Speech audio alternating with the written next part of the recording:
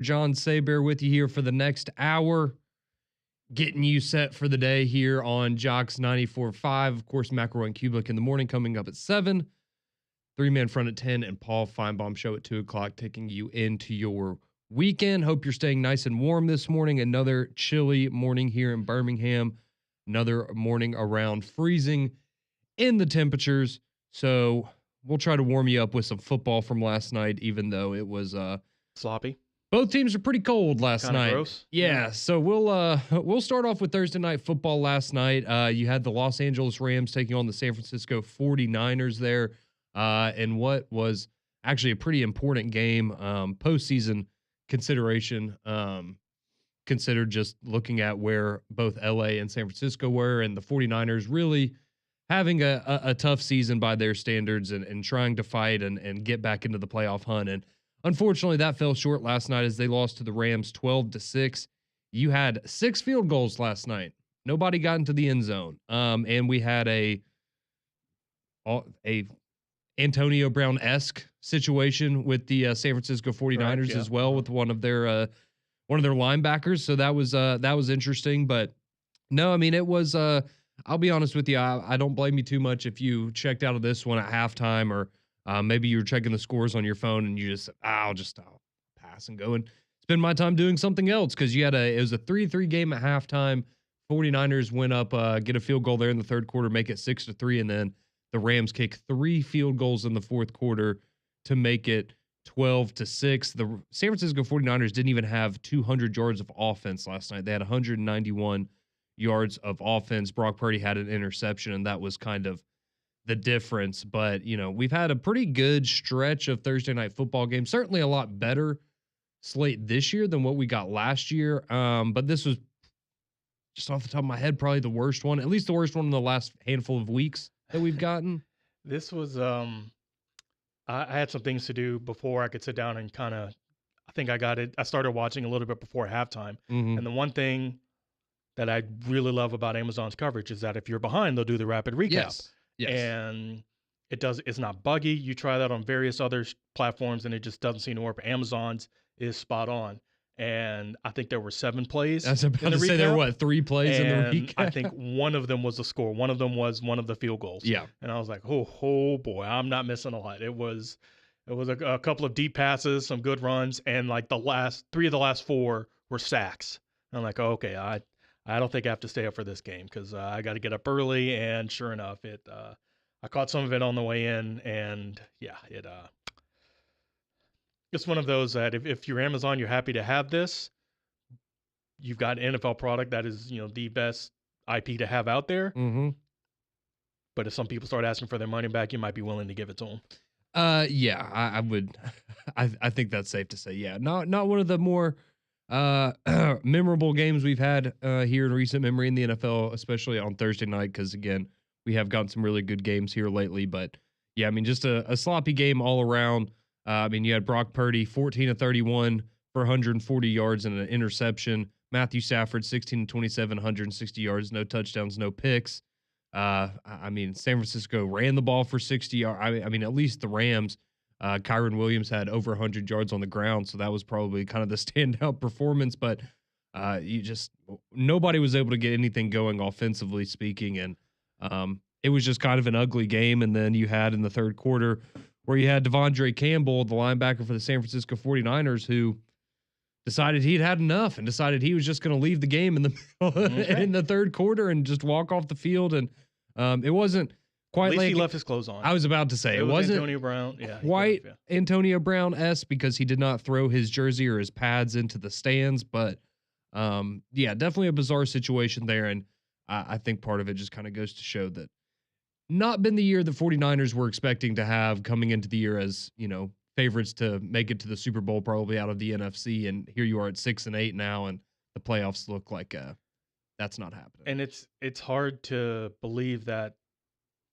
their championship window is still open. Mm-hmm. I'm not going to say that it's closed, because we thought it was closed after they made it a couple years ago and they turned around and kind of more or less rebuilt the team and made it back. But I think the window with this roster is closed. Now, I assume Shanahan's going to continue to be there. They're not going to get rid of him.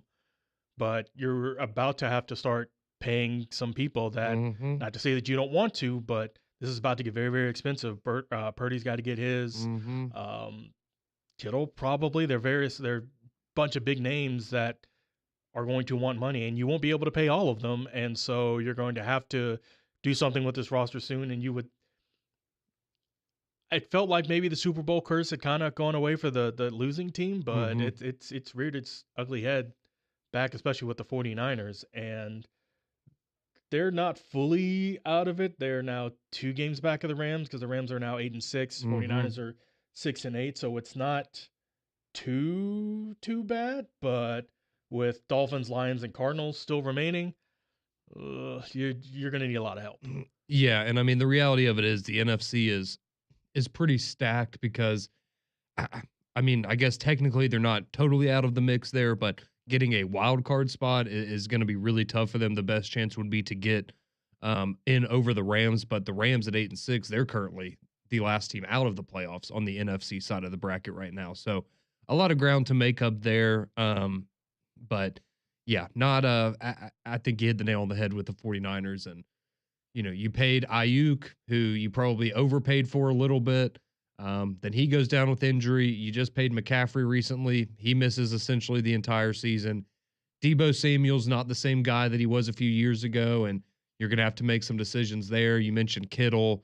Bosa's got to get paid. You've got so much talent there, and they've been able to survive and kind of get away with the cheap quarterback deal that has worked for a lot of teams here. But now, like you said, you're going to have to pay Brock Purdy soon, or at least make a difficult decision about his future there in San Francisco, and if you're ready to reset that through the draft or through a cheaper option, or if you're going to pay Brock Purdy, who I think is a nice quarterback. But let's be honest, is that a guy, if you're a 49ers fan, that you look at and think that he's going to get you to a Super Bowl? I mean, he was drafted dead last. He was. So, yeah, again, not to say he can't be a very, very good quarterback, but typically your elite players aren't drafted that late. Yeah, and look, he's a great story. I think he's certainly a good quarterback, but he's not Tom Brady. We'll just put it that way in terms of quarterbacks that were overlooked and taken late in drafts. And I mean, I think you got to be very happy with what you've gotten out of him if you're San Francisco. But I know personally, I have a couple friends that are 49ers fans that are not totally sold on Brock Purdy still. If you want to look at something interesting with the playoff standings for both conferences, in the NFC, there are 16 teams. Technically, 15 are still alive. The only one technically eliminated is the New York Giants, because, well, they stink. Yeah, they're bad. But the AFC, 6 teams have already been eliminated. So that just show. I don't know which one technically is deeper. I guess you want to say the NFC is deeper, because all but 1 teams with 3-4 games left are still technically in the hunt. So again, a lot would have to happen for the 49ers to be able to do something, but there is still a decent chance for you to do it. Well, I mean, technically the Carolina Panthers can still make the playoffs. So if they can do it, then the 49ers can do it. But that's also just the Bears too, by the way. The NFC South is not great. Yeah, and the Bears. And the Bears will be closing out the prime Thursday NFL slate. Next week we should be a pretty good game. Broncos at Chargers. That should be be a very good game. Division game with a lot on the line. Your final one, Seahawks at Bears, and okay, maybe not all that great. And you were right. And while the game last night, I don't want to call it a good game because it was a defensive kind of a battle. It was still a close. I can't call it back and forth because there wasn't a lot of scoring, but it was still like, okay, technically competitive. I was about to say game. It was a competitive game, yes. And that's the first time we hadn't really gotten one since week 7 when the Broncos blew out the Saints. I mean, you could say with the Rams and the Vikings, the Rams won that one, 30-20. The Jets and the Texans didn't seem all that great, but the Jets won that one. And the Texans, kind of came back and made it late. So we still had fairly competitive games for the last 6-7 weeks when we, in years past, we've gotten kind of weak sauce Thursday night games. So for us to get a bit of a dud that wasn't really that much of a dud, and we were kind of due. Yeah. No, make no mistake about it. I'm just happy that the Thursday night games have been significantly, because I mean, last year, that was just and a lot of it's just bad luck. They don't know how those games are going to play out. I know a lot of people think the NFL scripted, but um, with just how horrible Thursday night was last year, the fact that we've gotten the vast majority of the games this year have actually been competitive. I can live with a dud here or there because we're doing a lot better than we were last year. But very quickly, we'll run down just because I know a lot of people get wrapped up in college football season. Maybe you don't pay attention to the NFL until around this time of year, and now with Alabama and Auburn being essentially not factors in the playoff competition in college football.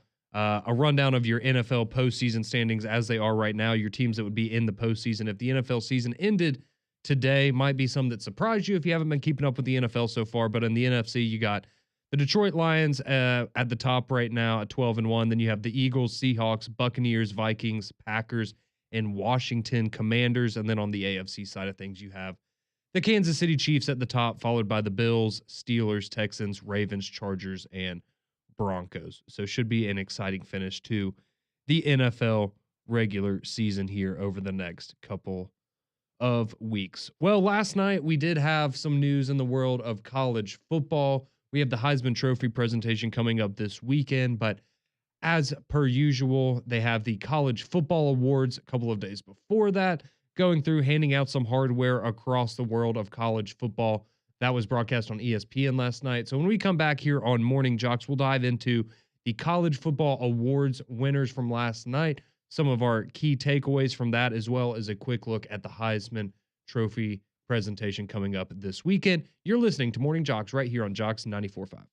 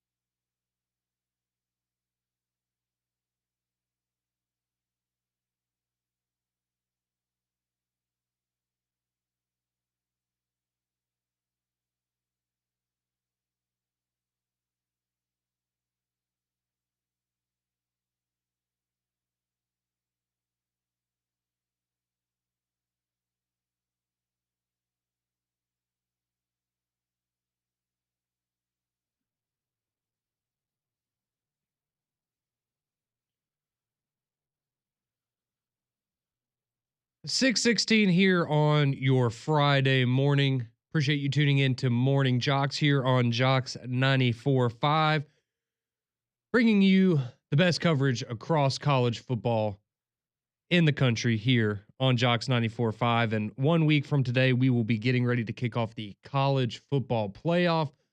No, unfortunately, Alabama will not be in it, but you will get the college football playoff. You will have Indiana at Notre Dame to kick things off a week from today. Then you're going to have 3 games on Saturday, and we'll really get the ball rolling there in the college football playoff. Before we get to the college football awards from last night, one thing that I saw yesterday that I thought was interesting, because this is something we've talked about, and we talked about after rivalry week and Michigan knocking off Ohio State for the 4th year in a row.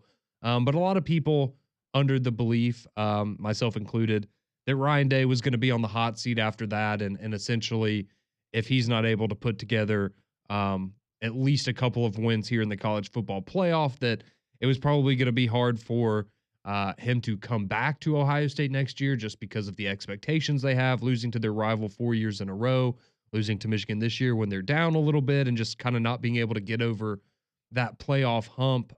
But Ross Bjork, the athletic director for Ohio State, he did an interview yesterday on a radio station, 97.1 The Fan, there in Ohio. And he was asked about Ryan Day and his coaching status and just kind of the feeling, I guess, within the athletic facility after the loss to Michigan. And Ross Bjork doubled down. He said, quote, "Coach Day is awesome. He's great to work with. He totally gets it. He loves being a Buckeye. And so we're going to support him at the highest level." And just doubled down and said, regardless of what happened against Michigan, regardless of what happens here in the college football playoff, Ryan Day is our guy. He likes his ability to recruit, the way that he relates to the players, and he seems pretty convinced that Ryan Day is the guy to lead Ohio State into the future. So I thought that was just an interesting tidbit that came out yesterday, because I know a lot of people speculating that Ryan Day could be on the chopping block, especially if Tennessee knocks off Ohio State in the first round of the college football playoff. But at least according to his boss there at Ohio State, it seems like that's not going to be the case. We also had a situation yesterday with the Ohio State and Tennessee playoff game. If you saw this, I don't know if you saw this, Saber, with a little bit of a ticketing problem that went down there. So they had to make I guess, a public statement yesterday asking Ohio State fans, because there was a belief, and they kind of mentioned this on the selection show.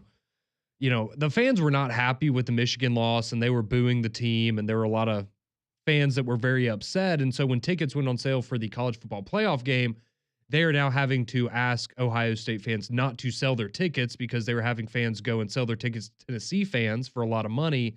And they are begging their fans not to do that so that they can have a home field advantage, because a lot of them seem to be fed up with the team and just trying to profit off of the college football playoff. They are tickets. rabid, as Ross Bjork called them. Yes. On that same radio program. I don't have a problem with it if the fans choose to sell. Like, I'm not a ticket broker or whatever, but I've bought some things and turned around and resold them. Mm-hmm. So I don't necessarily have a problem with this. Is it a bad look that Ohio State fans are turning around and selling them to Tennessee fans?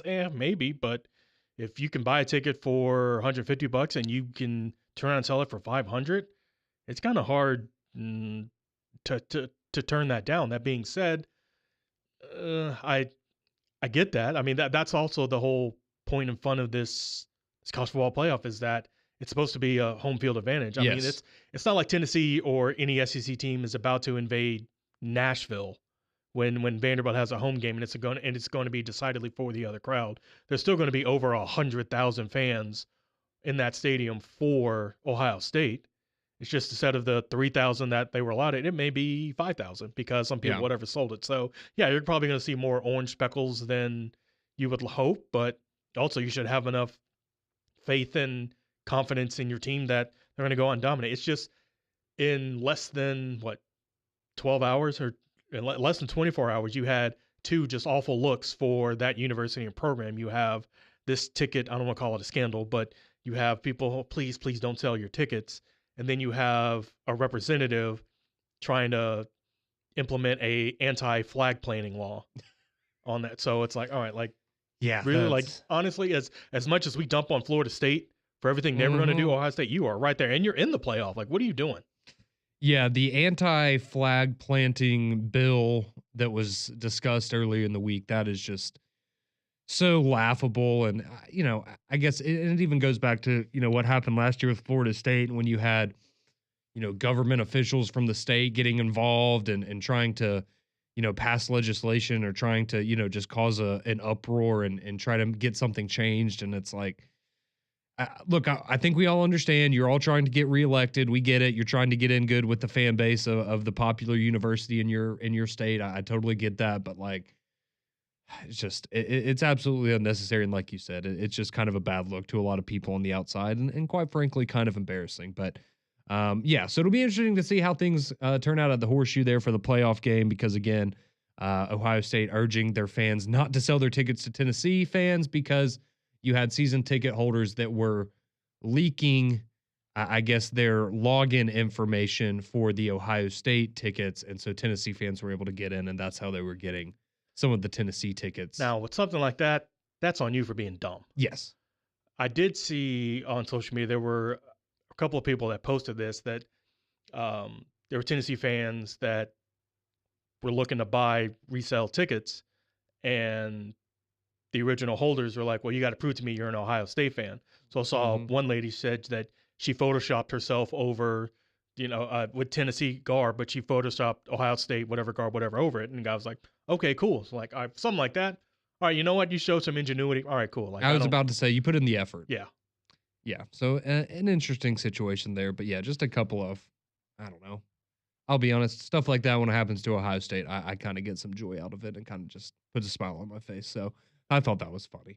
But last night we did have the college football awards. So coming up tomorrow night at 7 o'clock on ESPN, you're going to have the Heisman Trophy presentation. But last night you had the college football awards, essentially going through everything else in the world of college football. So starting off, you did have here in the state of Alabama, you did have Alabama quarterback Jalen Milroe, who won the William V. Campbell Trophy for the Scholar Athlete of the Year.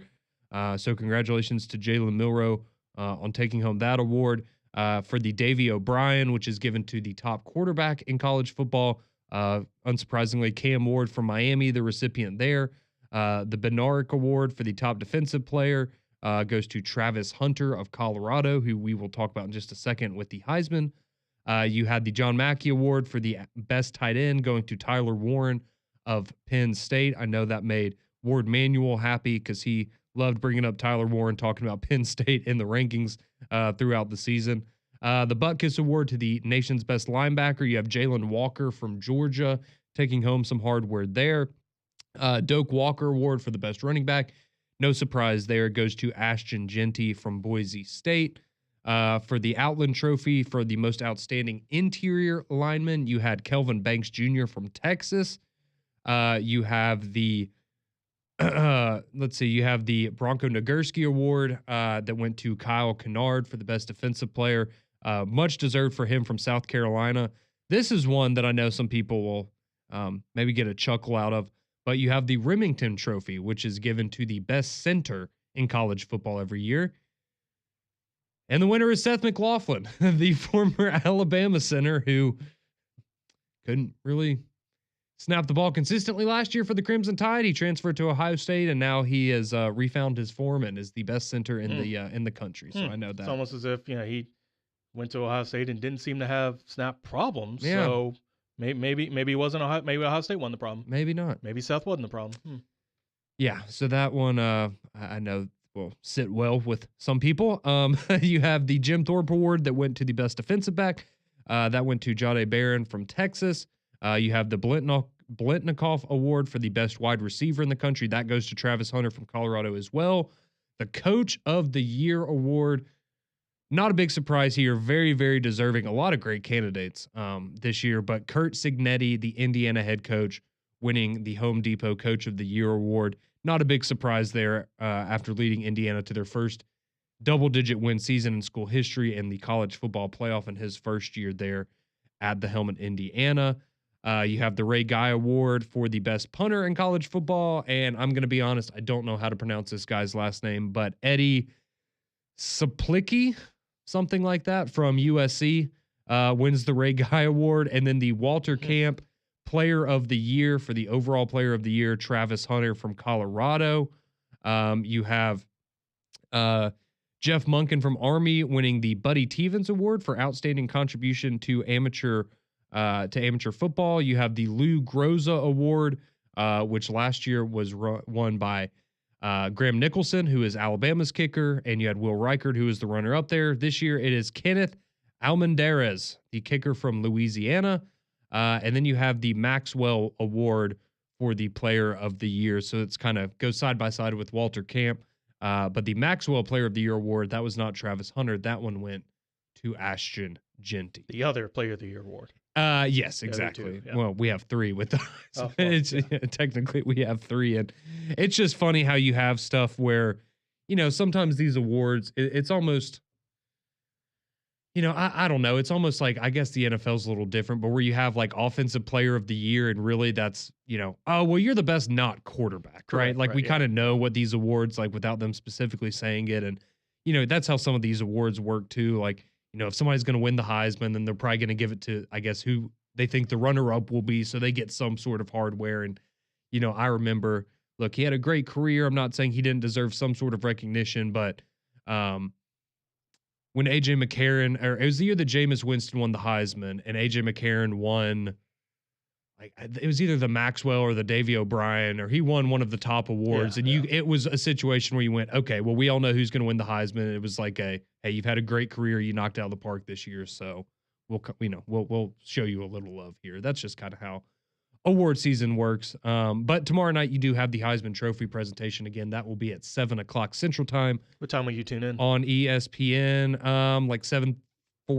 I was thinking 7:50. So yeah, I was about to say pretty late, because they like to make a show out of it every year. And I mean, let's be honest, we know who's going to win. It's just going to be a question of how wide is the gap going to be between Travis Hunter and what I would assume would be Ashton Genty coming in second place.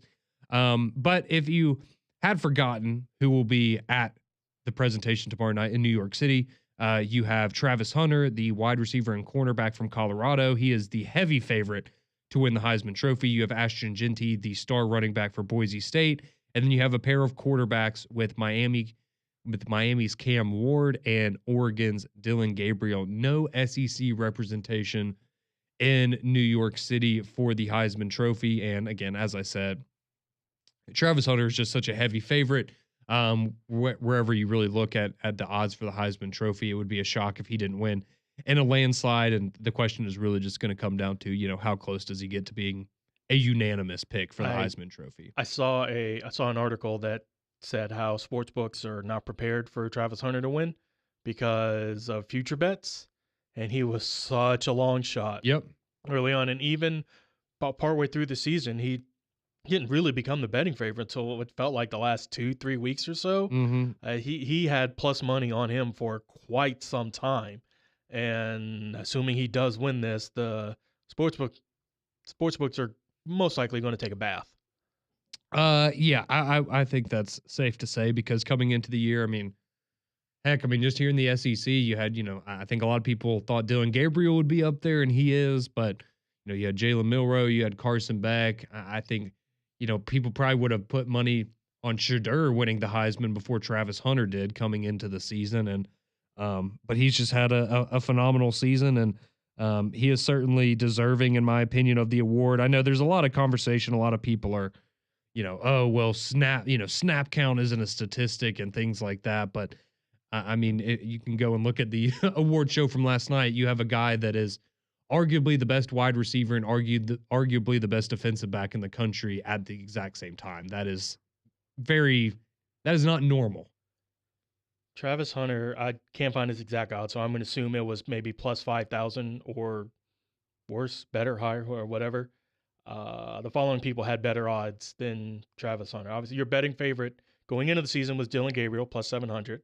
Carson Beck right behind him, plus 750. Quinn Ewers and Jalen Milroe, both plus 1,000. Jalen Daniels at Kansas was plus 3,000. Okay, that makes sense. Riley Leonard plus 2,000. Cam Ward also plus 2,000. Brady Cook plus 3,500. Cam Rising plus 4,000. Miller Moss in the transfer portal plus 4,000. And DJ Uiagalelei also at plus 4,000. So DJU had a better chance of winning the Heisman than Travis Hunter. You could have, and here we are, ripped up that ticket after the first snap in that game. Yeah, probably so. But it'll be interesting to see how it all plays out tomorrow night there in New York City. Again, you can catch the Heisman presentation tomorrow night at 7:00 on ESPN. Last year's winner, Jaden Daniels, the LSU quarterback. No SEC representation in New York City tomorrow night, but looks like Travis Hunter is going to take home some hardware on his way to probably being a top 2 or 3 pick in the NFL draft come April. All right, well, we do have football coming up this week. We also have basketball, both Alabama and Auburn getting back in action. Alabama with an extended break from the basketball court, and they have a big game coming up against Creighton. So we'll take a look at what's coming up this weekend, what you need to be keeping your eyes on in the sports world this weekend when we return here on Morning Jocks and Jocks 94.5.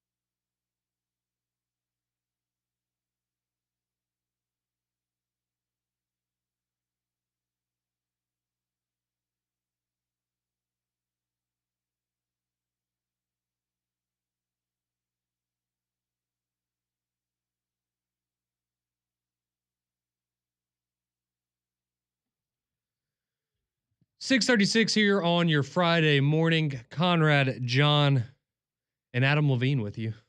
on your Friday morning here. I haven't heard this song in a long time. Speaking of being shirtless in public. He does tend to do that. This is still one of my favorite Maroon 5 songs. I've never been a big Maroon 5 fan, but I was always a big fan of this one. All right. So coming up this weekend in the world of sport, of course, we have the Army-Navy game tomorrow. That will be on CBS at 2 o'clock there. A wonderful tradition in the world of college football. I know a lot of people excited for that one. And Army 11-1 on the season, number 22 in the top 25 as it stands right now. Navy 8-3. Both of these teams really, really strong starts to the season. Navy, unfortunately, both of them had to run into Notre Dame, and that did not go particularly well for either of them. But Navy stumbling a little bit more down the stretch. But Army looking to cap off a fantastic season, potentially get to 12-1, and stay there in the top 25. So, know a lot of people excited on that one. Army a 6.5-point favorite as it stands right now. The total for that game, 39.5. It is going to be a chilly one tomorrow in Maryland. So know a lot of you are looking forward to that. Now, if we look at the college basketball side of things this weekend, you do have both Alabama and Auburn getting into action. So you're going to have Alabama as they host Creighton tomorrow night in Coleman Coliseum. That is going to that game's going to take place at 7:30 tip-off tomorrow night. You can catch that one on the SEC network. And this is a Creighton team that, if you remember just a short while ago, they knocked off Kansas, the number 1 team in the country. And let's be honest, it's Creighton, right? They're always generally a very solid team. They're going to be able to shoot the three well. And this is a team that Alabama saw last year and ultimately fell to. So it's going to be an exciting matchup and another opportunity for Alabama to continue to cement that resume, as they are currently the number 7 team in the country. This would be a great way for them to cap off that 7-game stretch they had, where you just kind of had to go through the gauntlet of, the Houstons and North Carolinas of the world, and Purdue's and Oregon and teams of that nature. And you can come out on the other side. And I said going into that 7-game stretch, I would love to see Alabama go 5-2. I think that would be a really good spot for them to wind up. And if they win tomorrow, that's exactly where they will be, at 5-2 in that 7-game stretch. You also have the number 2 team in the country, Auburn. They are going to be playing in Atlanta, Georgia, as they will be taking on the Ohio State Buckeyes. That game will be tomorrow at noon on ESPN2. So a couple of good games here for both Alabama and Auburn basketball. Again, Alabama hosting Creighton in Coleman Coliseum tomorrow night at 7:30.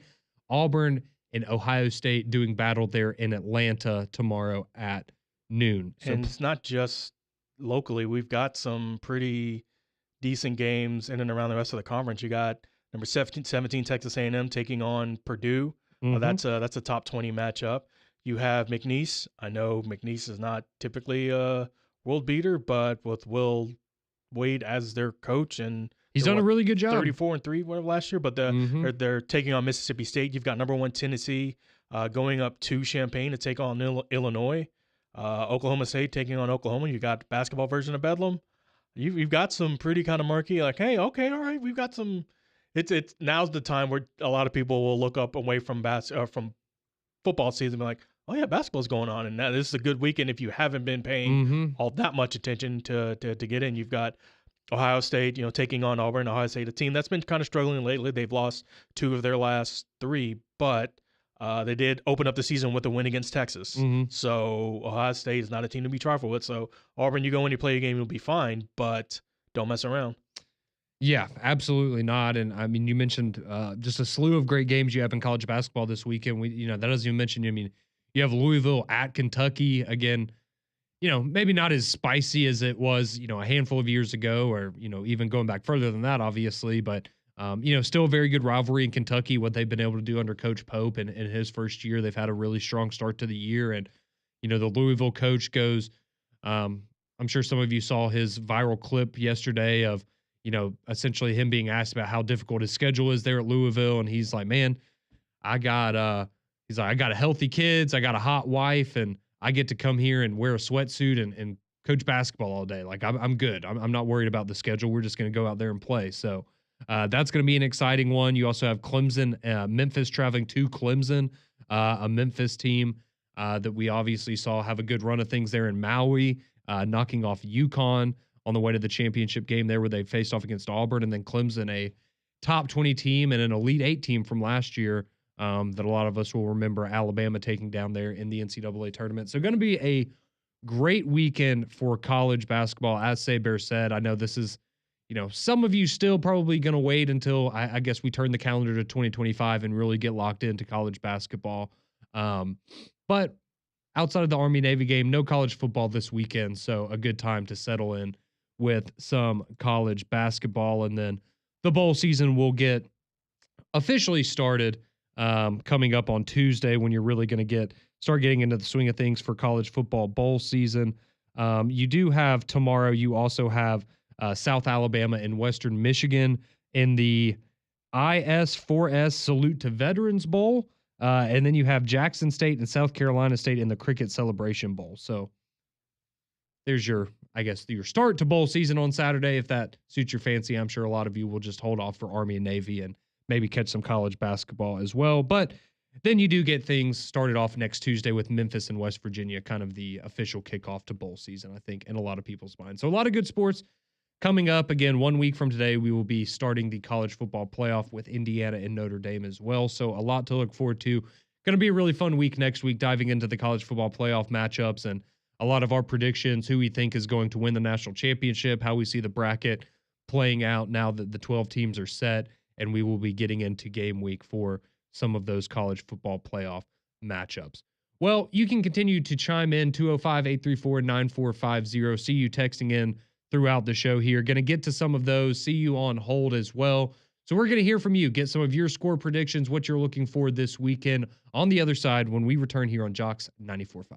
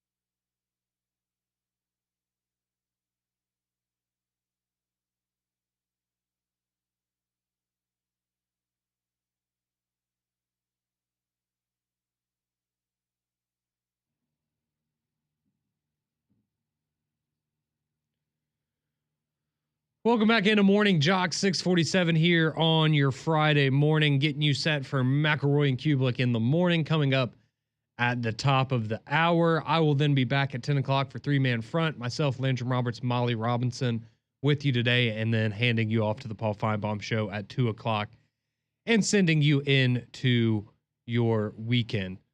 Well, plenty of texts coming in throughout the show. See a couple of you on hold as well. Want to hear from you here on this Friday morning. So let's head to the courtesy GMC text line 205-834-9450 if you want to send in your thoughts here in the next couple of minutes. So we have Big John who texted in with a score prediction for the Army-Navy game. He has Navy pulling off the upset 23-21. Appreciate you sending that in, Big John. Let's see. Lewis texted in, with the rumors about Quinn Ewers, could we see Jalen Milroe at Colorado if Dion isn't in Dallas?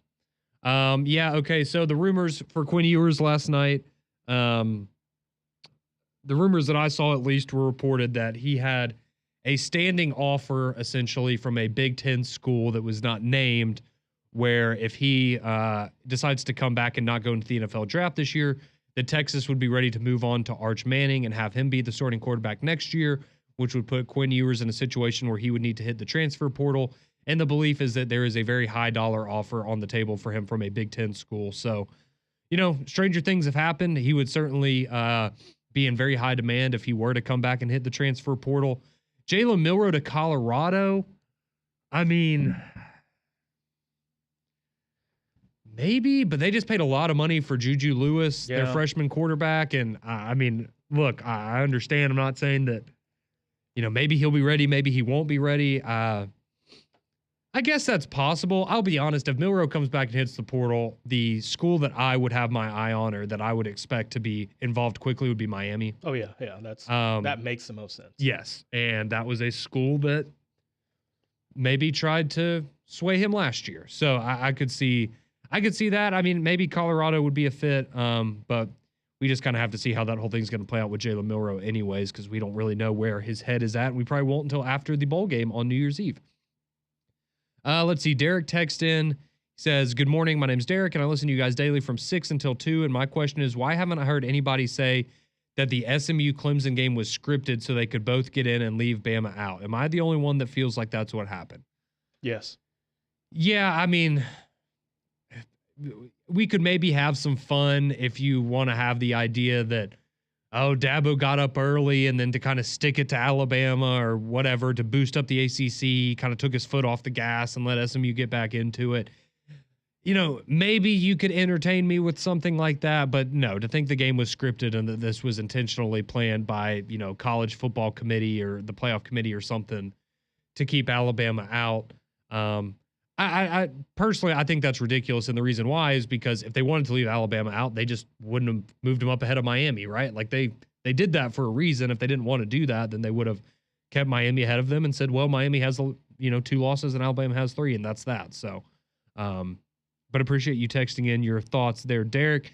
Nick texting in says, I think Indiana's coach is the first coach to win National Coach of the Year in his first season since Gus at Auburn for 2013. But I may be wrong. That sounds right. I'll be honest. That feels right. Yeah, I don't have that right in front of me, but that does sound correct. So yeah, again, just remarkable what Cignetti's been able to do this year there at Indiana. John texting in says, I really think the Army coach should have been the coach of the year since you can't sign any players with NIL deals. And I mean, Coach Monken has done an incredible job. There's no doubt about that.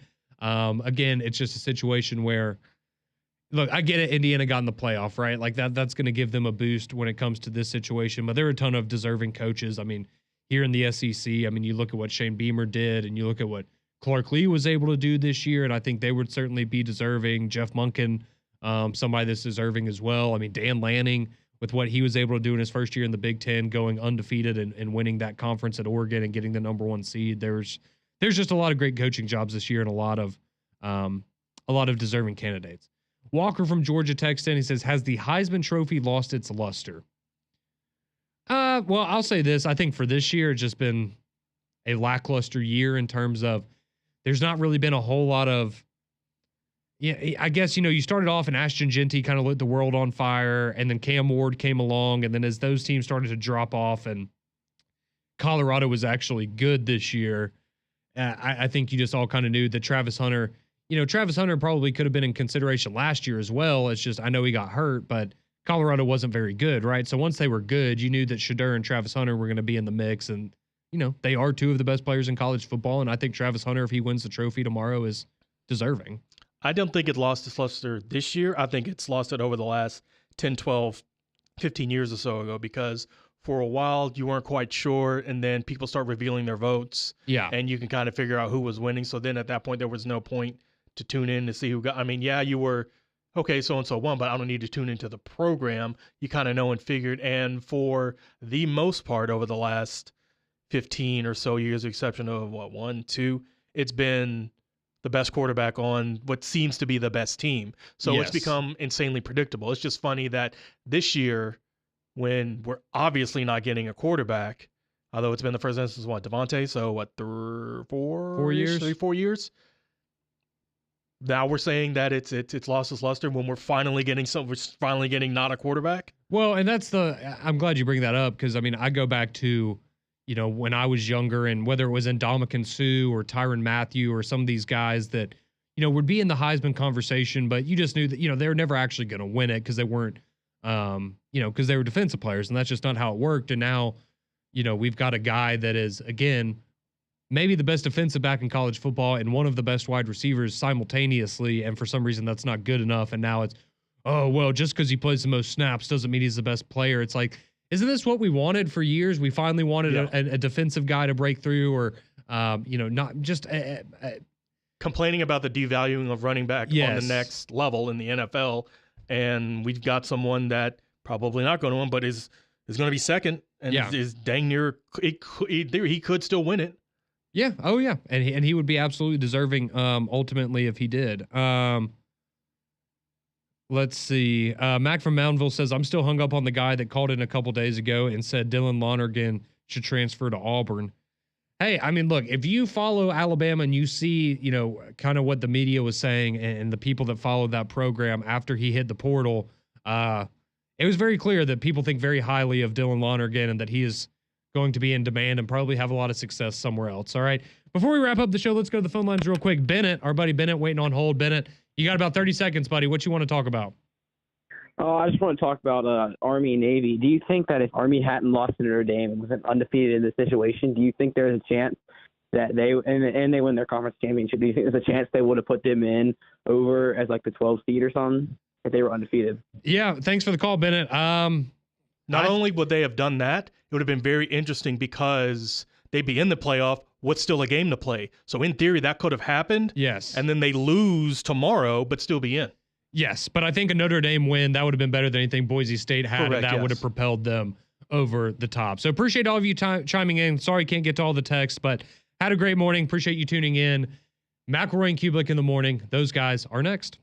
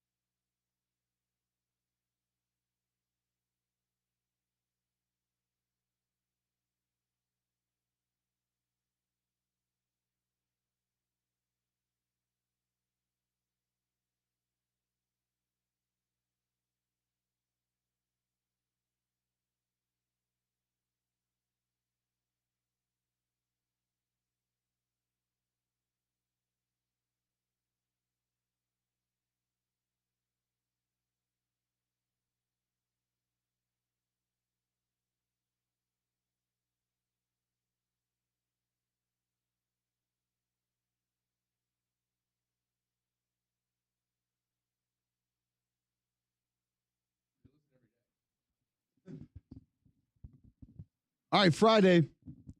McElroy and Kubelik in the morning. Glad you're with us. Friday, December 13th. I had no idea that was happening. Friday the 13th? Yep. Are you triskaidekaphobian? Don't know what that means either. It's fear of the number 13. I do know rheumatologist is real. Is there really fear of number 13? Yeah. Do you? Wow. I thought that was called Already. superstitious. I honestly, y'all heard me talking 2 seconds ago. I sounded fine. No? Yes. We just finished talking. Had a whole conversation. It's amazing. You'll get there. I'm blaming the microphone. Maybe you're allergic to mics. You know what? If that's a problem, then I got real issues in You're our in career. trouble. Yeah. You're in trouble. Huge problems. I don't know if you know this, but Bill Belichick got hired yesterday. Did he? Not allergic to mics. Bill Belichick. Belichick, now the head coach at North Carolina, after an incredible run in the NFL. I mean, I think it's good for us. North Carolina doesn't affect all the ACC games you call us that much. So you'll hear a lot on Sports Talk when you're there for Read and React every Monday. That's there fair. You go. Yeah, that's true. I wouldn't mind listening to Charlotte radio today. Coaching at UNC, he says is a dream come true. I always wanted to coach in college football, and it just never really worked out. I had some good years in the NFL, so that was okay. But this is really kind of a dream come true. I grew up in college football with my dad. As a coach at Navy for 50 years, so as a kid, all I knew was college football, and so it's great to come back home to Carolina, and back in an environment that I really grew up in. When you're little, you don't remember everything. Obviously, I was too young to remember a lot of things from Carolina, but as I grew up, you hear the same story over and over and over and over again, and so one story I always heard was Billy's first words were beat Duke. They call him Billy. Who was that? According to my cut sheet, it was Bill Belichick or Billy Belichick. Apparently. Billy. I feel like we need to start going Billy because that's not the guy that coached the Patriots. No. That's not him. No. Different guy. Or either somebody got to him and said, "Okay, cut the Oscar the Grouch routine. It's over. It doesn't work here. You can't be that guy here." At least not today. Greg, what was that we just listened to? And how did they get him to be that? Is what I need to know.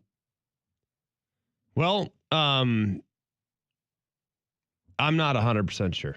$50 million will change a lot of people's behavior. I feel like he's made that I think I already. would. Yeah, but I think if you said, "Hey, you go and you put on a happy face, and at the end of the tunnel, you'll get 50 mil." I could probably do that. Belichick also on his definition of success. Yeah, well, success is, it's a day-by-day process, and the only thing we can really do anything about is, today, tomorrow, what's immediately in front of us. So take advantage of every opportunity we have to build the team, improve the team, get better, and keep stringing a lot of good days together, and the results will come. Okay, there's a bit of the old Bill. And there you go. Still more jovial. Correct. That's not necessarily jovial, but in comparison, it is. I think it was because it was a year out. A year out really brought him back to earth. I don't know if that would be back because I didn't know he had that demeanor early on in New England. I didn't see that. And a lot of people wondering at 72, why do you want to keep doing this? Well, beat's working. When you love what you do, and my dad told me this, when you love what you do, it's not work. It's really, I love what I do. I love coaching. I love the interaction with the players. I love building a team, working with the assistants, game planning, the game itself, which, there's some good ones, there's some bad ones, but they're all learning experience and working with, young kids who, with the energy, enthusiasm to want to be good, to want to be successful. It's great every day to wake up and come into that environment. Hang on a second. You're telling me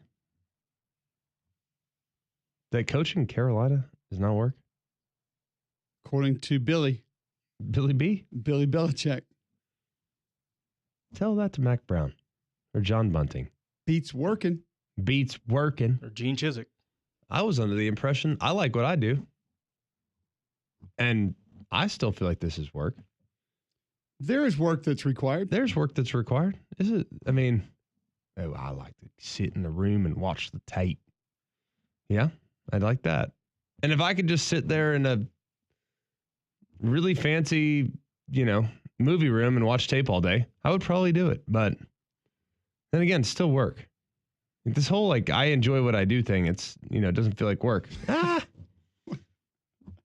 Wait till your left guard walks in and said, Coach, I graded out 97 on the PFF last week. Okay. Pay me. And I'm going in the portal if I don't get my bread. Bread. Okay. Well, go in the portal, pal. Okay. And then he goes. And then he plays for Duke. Billy walks down to Lombardi's office. Who's our next guard? We don't have any more. Oh, I just ran off the other one. I ran off the last one.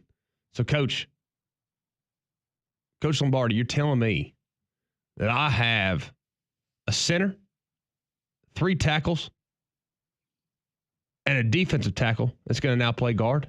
Yes, sir. That's all you got. For now. Rally the troops. That's what we said. 2025 North Carolina. TCU at home. At Charlotte. Richmond. At UCF. At Cal. At NC State. Clemson at home. Duke at home. We know he knows those words. Stanford. Virginia at Syracuse at Wake. Not scary. Not really. Not easy, though. Also true. Beats working. Wouldn't you say? I think that it sounds great. It sounds awesome. You know what? Same reason why you and I, frankly, I really would like to be a head coach at some level. I don't care. I don't care if it's Pee-wee. I would like to coach football at some point in my life. I feel like we owe it to the game. I feel like the game's given us so much. Want to pay it back. Really, really love the sport. And I've said for my whole life, my dream job is being a high school head coaching job. That's my dream job. But, it's kind of changed. And I think that it's a little bit different now because it's not really just about ball. It's really about, contract management and all that other stuff.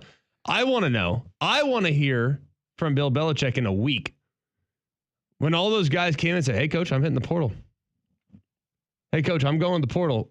Unless you show me the money. Until you do that, I honestly am not convinced that this is going to be a home run. Well, I watched the entire press conference. I have not watched the entire press conference that Ed O got the job. I obviously watched the Kalen DeBoer press conference, but we were on the air and it was, it's my school.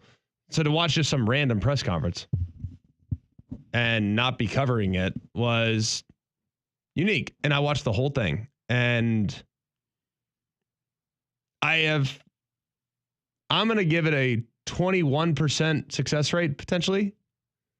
But after the press conference, that's up from about 3%.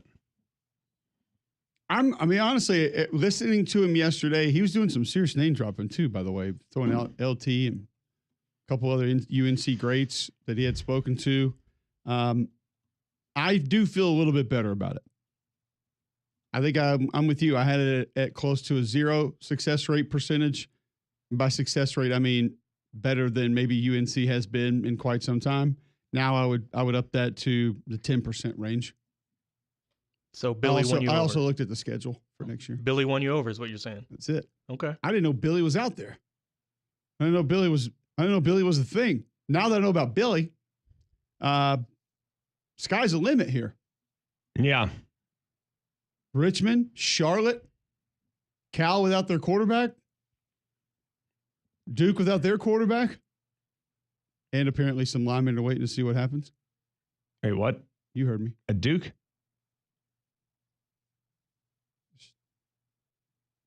I just share things. You're a lineman Virginia? at Duke. Virginia, Wake, Stanford, without their quarterback. Could be some surprises here. What's the win total for next year? What was the win total for this year? Don't know. They had the weakest schedule in the country. Did they have Billy in the this country. year? And Did they have Billy this year? No, Billy was not there. But I will say this. I think he's one of the best big game coaches I ever played against. And I didn't never take the field against Bill Belichick, but I was on the sideline. Got to see a lot of his defenses that were called. And I'll be honest with you, man, that dude was really good. And the attention to detail was really good. And that's what I said when I was on SportsCenter yesterday. And I felt like I was on TV all day yesterday. Humble brag. Yeah. What a treat. Sounds like work. Yeah. It was work. And I'm slacking. All I want to do is just sit there and drink coffee all day, but I had to work. It is what it was. But I'm sitting there on SportsCenter. I said this. I said, here's the thing that I'm concerned about with him.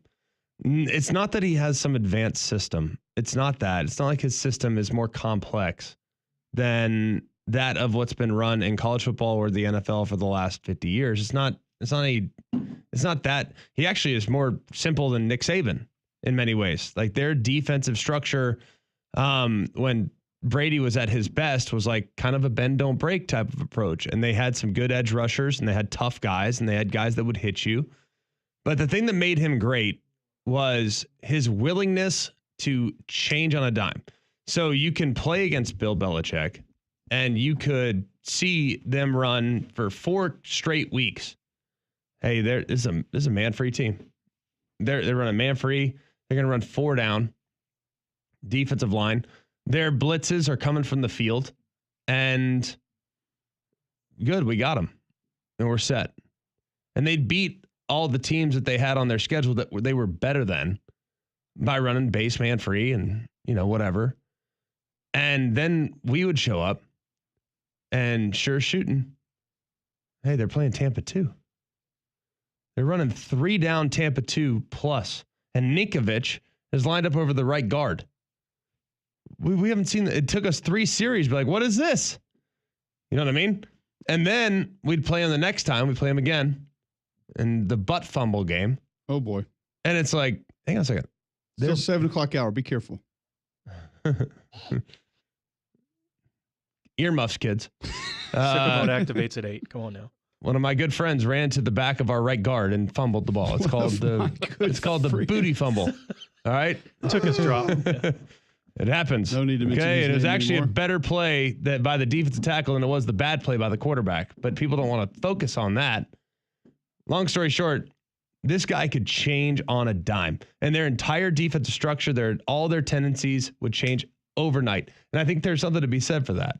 And the problem is, he's a big game coach because in the NFL, when you rally the troops and you put it all towards one game, you're probably going to sacrifice 1 or 2 along the way. They're going to lose at some point. They didn't in 07, but they're going to lose at some point to, Buffalo. It's like, how the heck did they lose to Buffalo? They're going to knock off the Jets, who had to have it for the playoff spot. Yep. How do you do that in college? Because you can sacrifice a few in the NFL. You lose 3 or 4, guess what? You still got to buy. But in college, you don't have that luxury.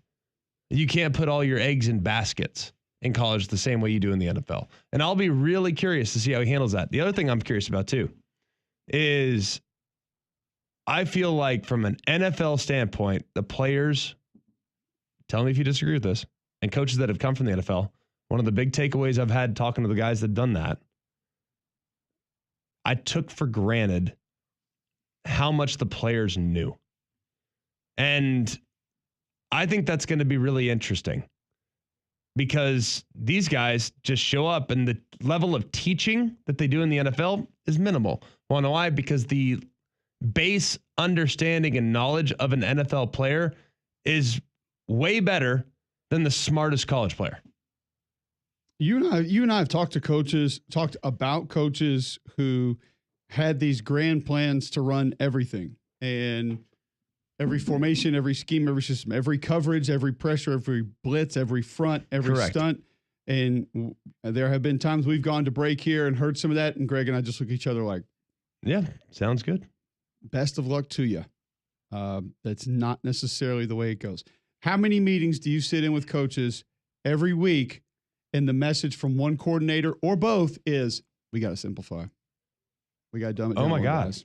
Every week. Hey, guys, we got to play fast. We got to get our cleats in the ground. Cleats in the ground. If I don't hear that from a defensive coordinator every single week, I don't breathe. Every You're going to take a week off from breath? Every week. Guys, if we could just get our cleats in the ground, you have no idea. We would be fine. Guys, it's I'll tell you what this week of practice has been about, getting our cleats in the ground. Yeah, cleats on the ground. Playing ball. But guys, if you guys have seen the tape, if we got our cleats in the ground, I think our third down percentage goes up 20%. See, people think that all football is blocking, tackling, routes, catch, throw. Dude, I'm telling you, man, the NFL is so complex. I did not know ball until I got to the NFL. Like, seriously, I thought I did. You know what I mean? Like, I thought I did. And at that point, like, now we're old enough, I can watch tape and, like, you don't need to go to med school to know that you have a tummy ache. You know what I mean? Like, all right, fine. Like, I don't need if I have a calf heart attack, I don't need to go to med school to do it. Wow, forgot about the old calf heart attack. It's back. If you're new to the show, that was a good one. You're welcome. So, I mean, you don't necessarily need a PhD to diagnose things that might be wrong with you, right? Well, the same thing in the NFL. Like, you don't need to have played in the NFL to know ball. You don't. But my level of appreciation for the tactics that people use, it elevated to a whole new level. And to sit in a Bill Callahan meeting for the run game install, and there are 38 different run plays that we have in, and on every run plays 4 different checks, was incredible. And I'm just curious, and that's when they asked me, what do you think the biggest challenge will be for Belichick when he moves to, I'm like, all right, dealing with 18-year-olds, that's understood. Everybody knows that. Like, okay, dealing with guys that you need to impress, that is going to be a challenge from a personality standpoint. But the biggest challenge he's going to deal with is the 20-hour rule. You can sit there and tell me all you want about how this and that, and like, I'm going to run this, and hey, when we go Sonic 2 Trav, we're going to check Sonic 2 Trav to the field. We're going to have a bunch of the field. Hey, you guys understand this? Hey, Teddy Bruschi, when you see the offense and they're in wing alignment and they're in 2 tights, 12 personnel, their tendency is to run to the weak side. I need you to get me out of this pressure. Got it, Teddy. Like, you know what I mean? And that's not going to happen in college. And I do worry a little bit about that part of it, because I was worried about the personality. I think the personality is going to be fine based on what I saw yesterday. But the level of intelligence that is taken for granted amongst the college players is something that concerns me. Every now and then you have those moments of whatever sport it is. Like, we all know how great guys are, how insane athletes they are. I think probably the modern man, or the average man walking around on this earth, probably sees it more with golf than anything else, because you go out there and attempt it. Yeah, because you can do it. Some of these guys do, and you're just like, man, that you have no idea. But certain times you see a basketball player do some things. I just don't think we have any idea what it's like for a guy who's 7'4" to sit there and shoot threes. Like, because we can't comprehend that. But I guess we could put our goal at 8 feet and start shooting and be like, man, this is a lot easier. This is easy. Whether it's, I always knew I could play in the association. Yeah. Well, I mean, Josh Allen on the run, throwing a ball, right there in a guy's hands. Back across his body. We don't have that idea. But I was getting ready to watch that game last night, and I had it on, and they started showing Puka Nacua highlights. Not only the difficulty of catches, and it just, like, seriously, we're having this conversation, but it hit me at that moment watching these highlights.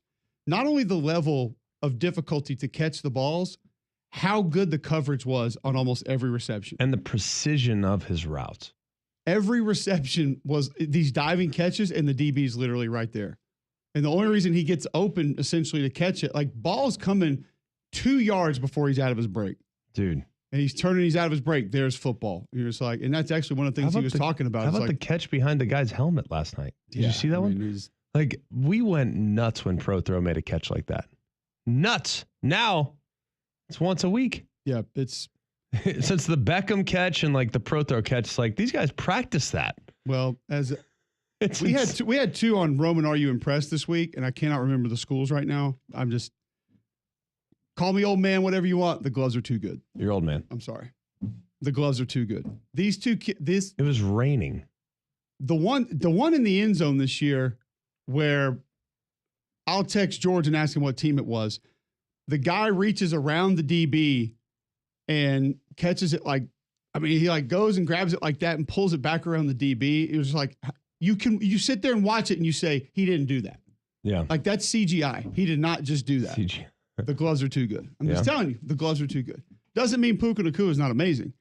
I don't think you're wrong. When college kids are making catches that make Odell's look easy, the gloves are too good. They're practicing them. The gloves are too good. They're practicing. The gloves are too good.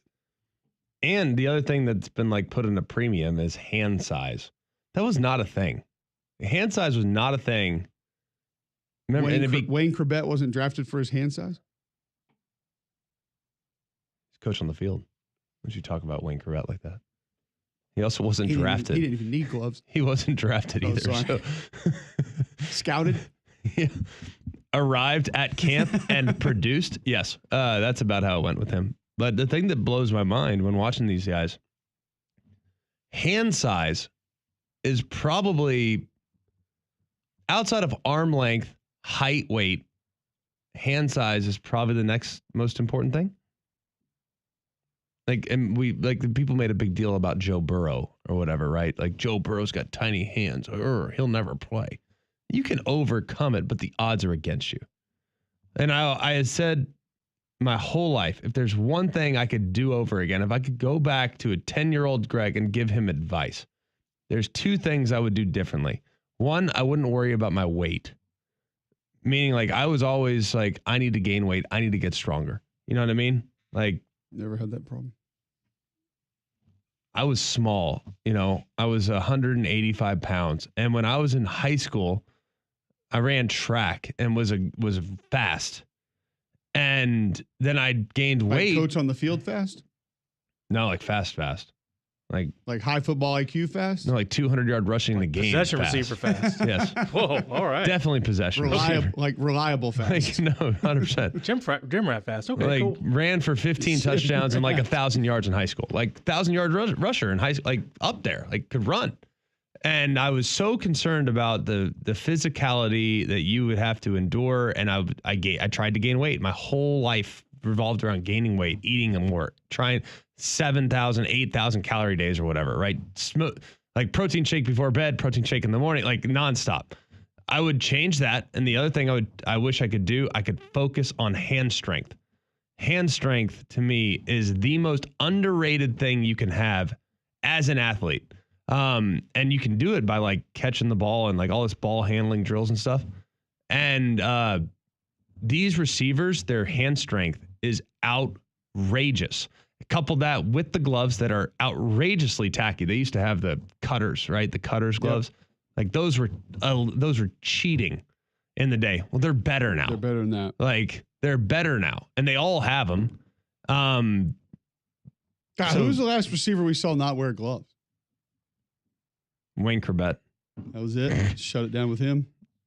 You don't get many. They have weather gloves now. Yeah, it's so if it's raining. But think about like the nets that the guys squeeze, or even the little hand squeezers, which feels like an Arnold Schwarzenegger, Gold's Gym 1988 type thing. Now, like those are all coming back. They have different strengths of those, and guys can measure their strengths by how far they can squeeze them. They didn't have any of that stuff 10, 15 years ago. And you're right, they have all these tools now for hand strength, and there's an emphasis on it. Don't get caught in the cold. Schedule your system checkup now from a Train Comfort specialist. Train has been recognized 10 consecutive years as America's most trusted HVAC brand and our exclusive home comfort partners here at Jocks. Visit Train.com to find a comfort specialist near you. Remember, it's hard to stop a train. Stanford Steve with us next. Chris Lowe at 8:15 talking about the Army-Navy game. Awesome article he has up now on that. We'll discuss that. We'll talk bowl games coming up this weekend, transfer portal, coaching news, all of that and more. Awards season is here, and one man is already starting to sweep the show. We'll get to that, but first, Stanford Steve next on Jocks 94.5.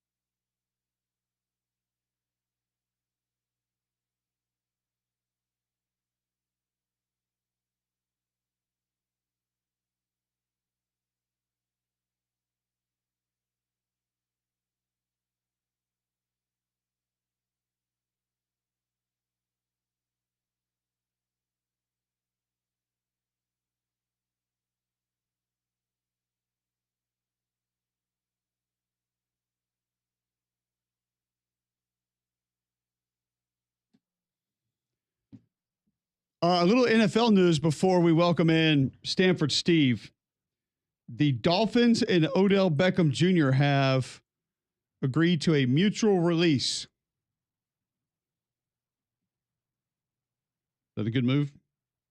I didn't know he was on the Dolphins, so that's cool. Is he going to play for Belichick? I think that was the maybe he's his receivers coach. That was I think that was the response that a lot of people had. Okay, actually. cool. So, Rams over the 49ers last night, 12-6. Rams get to 8 and 6. What a good Niners watch that 6 was. and 8. It was a little with the weather and all. If I may, we'll get Stanford Steve's take on this. It's brought to our friends by Atlas Senior Living. Just bring him in. He can join the conversation whenever. Yeah. I do. I'm a big fan of Steve. I think he does nice work. He's brought to us by Atlas Senior Living. Amazing people at Atlas Senior Living. Senior housing community, incredible. Atlas, ATLAS, seniorliving.com. They're all throughout the Southeast. Check them out. Shout out to little man Bromberg, who picked 71% this year en route to a $1,000 Amazon gift card. That's cooking with gas. I know that my friend Scott, who does an amazing job running Atlas Senior Living, along with his incredible team, I know he's going to put up a lot of money for a bull pick'em. I know he'll do it. I have faith in Scott. So hopefully, when that comes to fruition, we will let you know. And Steve, will enlighten us with 40% winners. Steve, great seeing you Sunday, first and foremost. Really enjoyed it. And last night only added to the conversation that we had on Sunday that the NFL has become, in many ways, unwatchable. That was awful. Your thoughts? Guys, being the guy that went to Stanford, I never knew the weather once November, December kicks in. And I always said this, being the guy that was the last to go to class from the team all the time, is it's worse going to class in the rain than it is the snow. And the weather in Northern California from December to February is brutal. It's like rain every other day. And Seattle gets a bad rap, but Northern California is just as bad. And then you saw it last night. I always question the Bay Area fan base. I think it's as bad a fan base in any sport as there is across the country. They are soft. They are not loyal. They are not tough. So it's a battle I've been battling for about 25 years since being accustomed to it. But, you see that now with the old faithful, as the Niners fans call themselves last night. Never knew that name till a couple of years ago, even though I spent time out there. But, the faithful is up against it this year now with the Niners being outside of the playoff race right now. Okay, if I may. First of all, the Bay Area and fans are not synonymous. Unless it's a beautiful sunny day at Pac Bell Park, where the heck they call that thing in San Fran.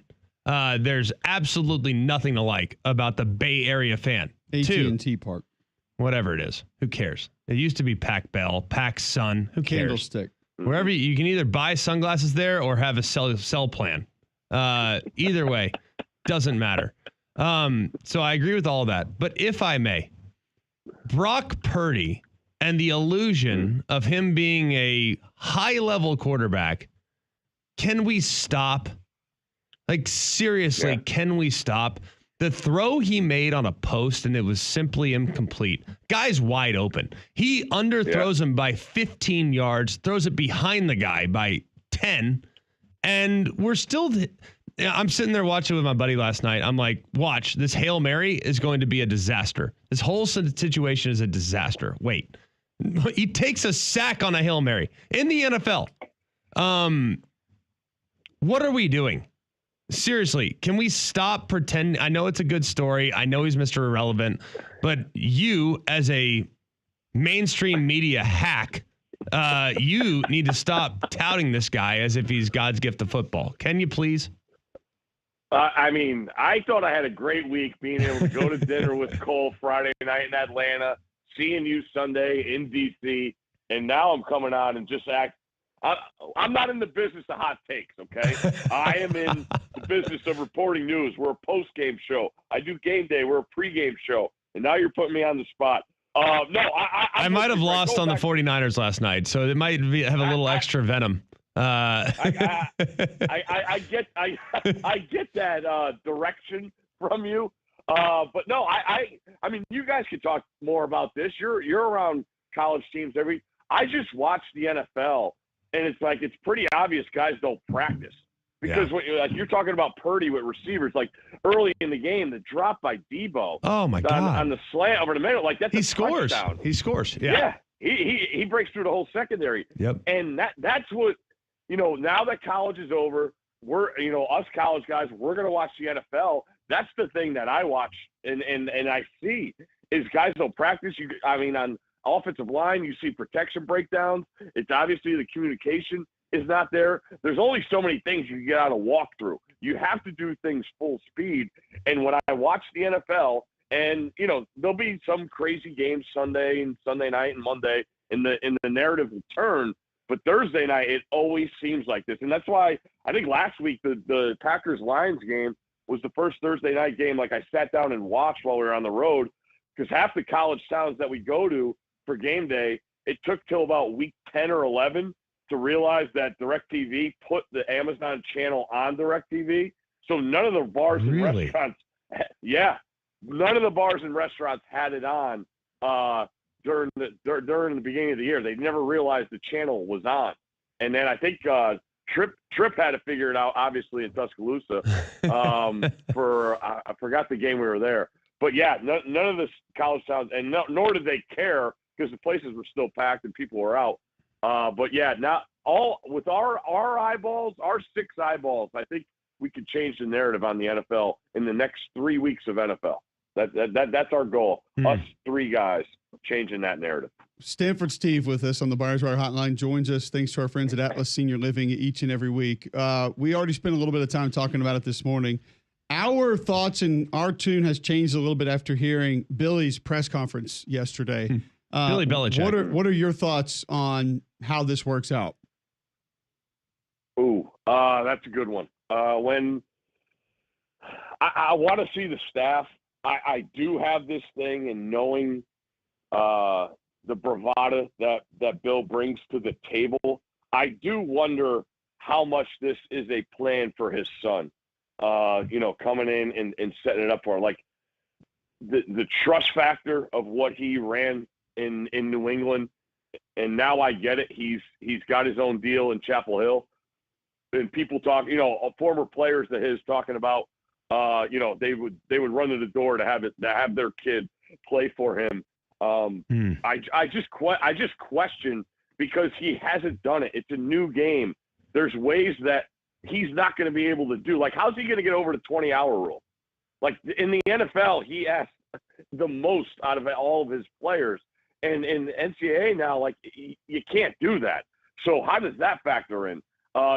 Everybody talks about recruiting and how it's changed, and it's just going to be how much money is he going to be able to give players? Like, how much is that backed up? Knowing, and how different is it when you got rid of a 72-year-old and now you're hiring a 73-year-old? Yeah. There's no doubt he knows the game. It's a wait and see for me, Cole. When I think about it, I mean, there's so many factors that go in it. It's always been a sleeping giant. If I didn't go to Stanford, I was going to go to North Carolina. But hold on a second. See, I'm with you, and I've thought that. But how long can a place be a sleeping giant until we draw the line in the sand and say it's just never going to be that? There's only 2 sleeping giants: North Carolina, Arizona State. You know this. Cole, that's exactly right. Like, why hasn't it happened? It's been 25 years since I've been out of college, and you go back there and. Mac told me he was staying, and the year after I committed to Stanford, he left to take the Texas job, and then he goes back to North Carolina. It's just a weird situation. I don't doubt him at all. I mean, nobody knows football better than he does, but the many aspects that he hasn't been around of dealing with, high school kids and recruiting, and is he going to attack the portal? Is he going to try and recruit guys and develop guys? The window is the most confusing thing to me of what he wants to get done there, and that's why it's so puzzling to me. I'm excited about it. I think it does make sense as far as being taken seriously. I do think for a long time North Carolina has battled the perception of, they're nice, nice place. Like you, if I didn't go to Bama, I was going to North Carolina. It was done. I mean, it was very impressive place. At the time, John Bunting was the head coach, further proving just how much younger we are than Stanford. But at the same time, Speaks for yourself. Yeah, fair point. I didn't get a letter from North Carolina. He doesn't have the grades. In all seriousness, they didn't want guys that put their hand in that. No, they didn't like it. You can have your Argyle. I like people that chew steel. Honest question, Steve. Looking at his challenges, though, my biggest thing, and you can talk about the personalities, dealing with egos, dealing with players, dealing with parents, dealing with agents, all that stuff. Like I think he'll be okay there. He's a politician. If you're a head coach in the NFL, you know how to politic your way through things. You can BS around it. I don't think creating a culture of fear is a way that I would approach it if I were him. Waking up every day and telling your quarterback how terrible he is when he's the best ever is probably not the right move. Luckily for him, that quarterback gave him the middle finger every day and said, I'm going to show you, which I appreciate very much. Wouldn't certain people counter you and say that his coaching tactics then worked? Worked for that guy. How'd it work for Mac? Anyways, moving on. I've said that the biggest challenge for him, and you know ball, you're watching ball, the biggest challenge is the 20-hour rule. More so than the portal and learning the recruiting and the 20-hour rule is what will kill him, because the level of understanding that he has forgotten more football in his pinky finger than these guys have ever understood. And I think that's going to be really difficult for him to water down the NFL plan that he's probably going to try to implement. And that might not be great for the long-term health and viability of North Carolina. Yeah, the complexity of what he did defensively in the league is a testament to the time he put in and the hours he spent. And I wonder, I wondered about Steve going to Washington this year, and I actually think he did a really good job, knowing that Washington had the most turnover of any team on the defensive side in the country. And then you watch them, and it was just, it came down to a lot of, he didn't have the players to do it. But I thought their scheme matched up well. I thought they played well in what he was up against. But yeah, that's the one thing that sticks out is talking to guys that played for him and the amount of time you put in. How does that translate with a 20-hour rule, and knowing kids aren't going to be able to pick up things that haven't played ball at a high level for so long as you're getting NFL guys, and now you're dealing with college kids. Steve, we always appreciate the time. Before we let you run, quickly, anything on Army-Navy? Salute to Veterans Bowl this weekend? Under feels trendy. I'll be honest with you, it feels trendy. I like Navy. Wow. I was surprised at this line. I think if you go back 3 weeks, I think the Notre Dame game, Greg, you called that. I think that changed the Navy perception, but so much of it was them, peeing down their leg and giving the ball to Notre Dame. Horvath sounds like he's going to play, which is good. I still think they got some different makers on offense. And again, with all the focus on Army, I always like the underdog in this game. I think 6.5 is a lot of points in a game like this. I think Navy could keep it close. There you go, Steve. We always appreciate it, man. Great visit. We'll catch up with you next week. All right, guys. Have a good one. See you, buddy. Stanford Steve on the Buyers Right Hotline joins us each and every week. Thanks to our friends at Atlas Senior Living. We will be back to continue the conversation on a couple of topics brought up there next on McElroy and Kubelik in the morning.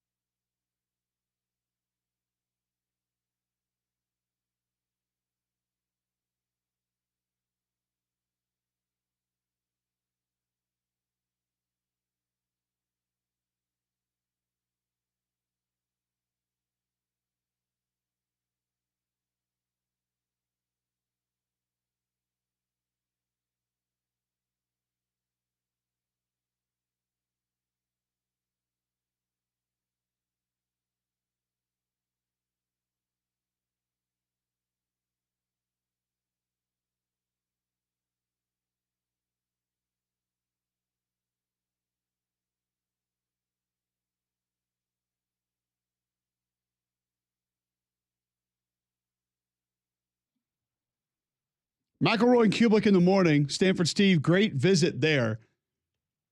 And we'll tell you about college football award season here in just a moment. First, Greg, great news for Alabama as Parker Brailsford says he's coming back to school next year. I think it's a great move for him. He gained 20 pounds this year.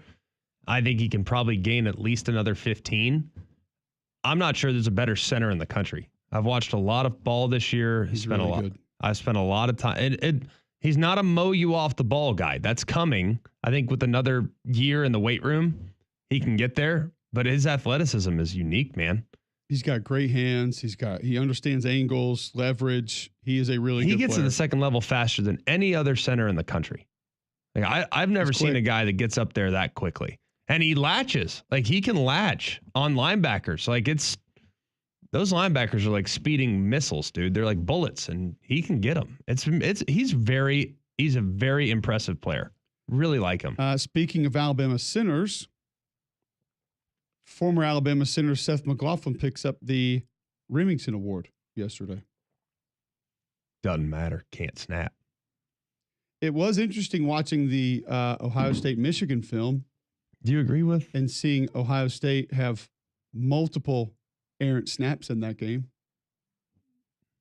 Doesn't matter. That's for those not aware, he's injured and not playing anymore. That's Seth's fault.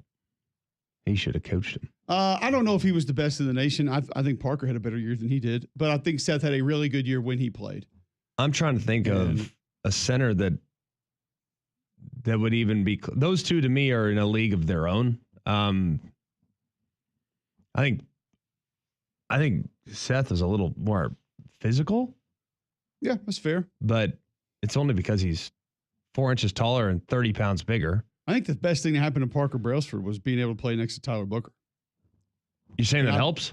Well, not helps in. Yes, it helps you be able to block people and helps your combos and whatnot. Right. But I just think, I had the conversation with David Blue, and we had Alabama earlier this year, and he said, no doubt, 100%. He said those guys kind of taught him a new way to play, and brought a new sort of mean and nasty out in him. Because we watched his Washington film, Greg. He didn't do a lot of things that he does now at Washington. And that's not really a knock on him. It's just, I think they made him aware of, you can take this another step further. You can do a little bit more of this, and it's okay. And he plays that way now. I mean, I'm trying to think of it was the South Florida game. He almost got in like 4 fights in that game. Now, the dude over him was antagonizing a lot of it, but he was giving it right back to him. He's fun to watch. He's a really good player. It's not fun to walk around when you lack energy or you get poor sleep or you feel on edge.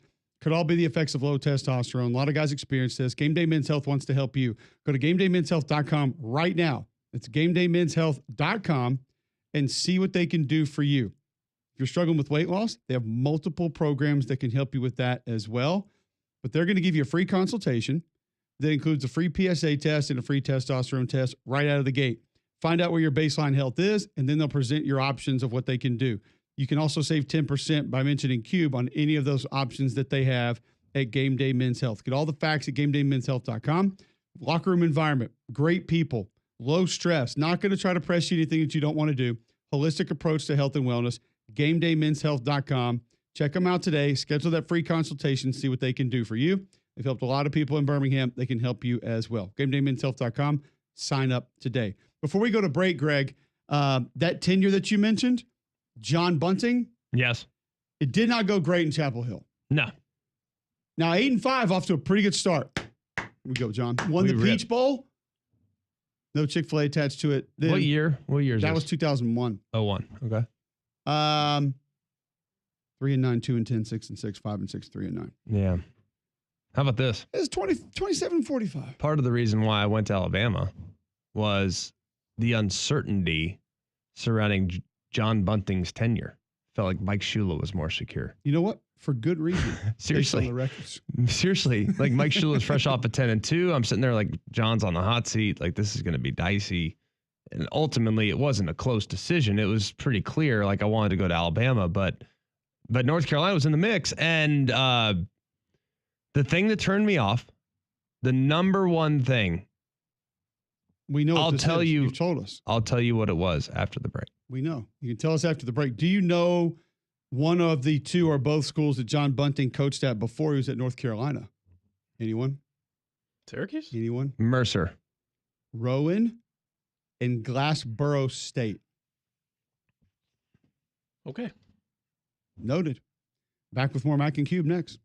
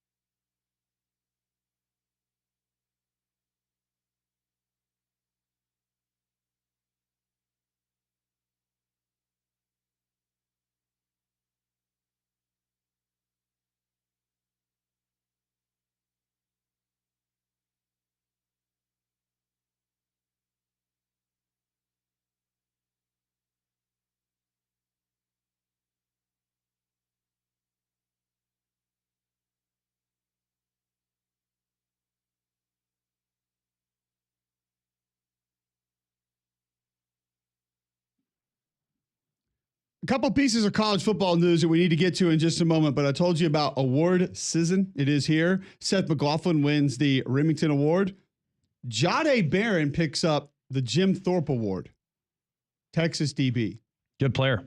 Very good player. Has moved around a little bit. Came back this year because he knew he needed to improve, and he's done that. Very impressive. Has shown some versatility. Can play inside and out. And he's got some gumption. That dude. Some? All. He likes him some Jahdae. Yeah. We talked to him at SEC Media Days, and we were talking about running backs, and they had some running back issues, and he said, I told Sark I'd play running back. And I think I was with Doring, and he said, if you were to play running back tomorrow in a game, let's just say your opener, how much you run for? He goes, I'm over 200. 200? Yeah. How hard can it be? Now, oddly enough, Jahdae Barron wins the Jim Thorpe Award for the best DB in college football, but Travis Hunter wins the Bednarik for the best defensive player. Mm-hmm. Also, the Lot Impact Trophy for the most impactful defensive player. Also, the Bolitnikoff Award for the best receiver in college football. Also, the Walter Camp Award and the AP Player of the Year. Love that. Want to pay off the tease. The biggest turnoff for those that'll be hosting recruits at some point, never act indifferent after a loss. That to me is the biggest concern, is after a loss, it needs to be like somebody died in the locker room. Seriously. Do you not agree? When I walked in the North Carolina locker room, They lost to Virginia on my visit. We're fine. All right, where are we going, boys? Where are we going? Are we going to go out? Let's go to Jimmy's house. Big turnoff. Yeah, you don't like guys being happy with losing. Not happy, but okay with it. Yeah, it's not. Ugh. I used to hate being a recruit at places that lost because like nobody wanted to talk to you, and it's like I'm just ready to go home. If you're going to a good place.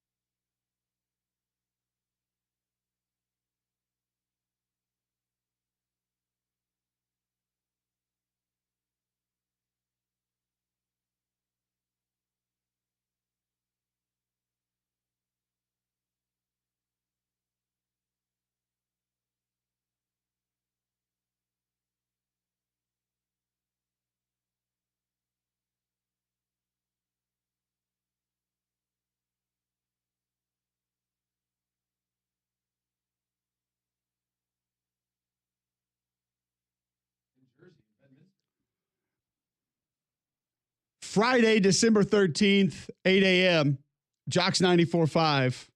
Are you afraid of Friday the 13th? What did you call that, John? It is known as triskaidekaphobia. Sounds like the name of a dinosaur, but Well, like the scientific words can have name. multiple meanings. Yeah, Triskaideka sounds like a new up-and-coming spot in Manhattan. that would be the when you can't get off on the 13th floor, or A fear or intense fear or dislike of the number 13. Soft. best number 13s all time, Tua. Dan Marino. In that order, Tua, then Dan. I think Mickey Tettleton was 13, maybe. Nobody cares. Mickey Tettleton's best performance was in Little Big League.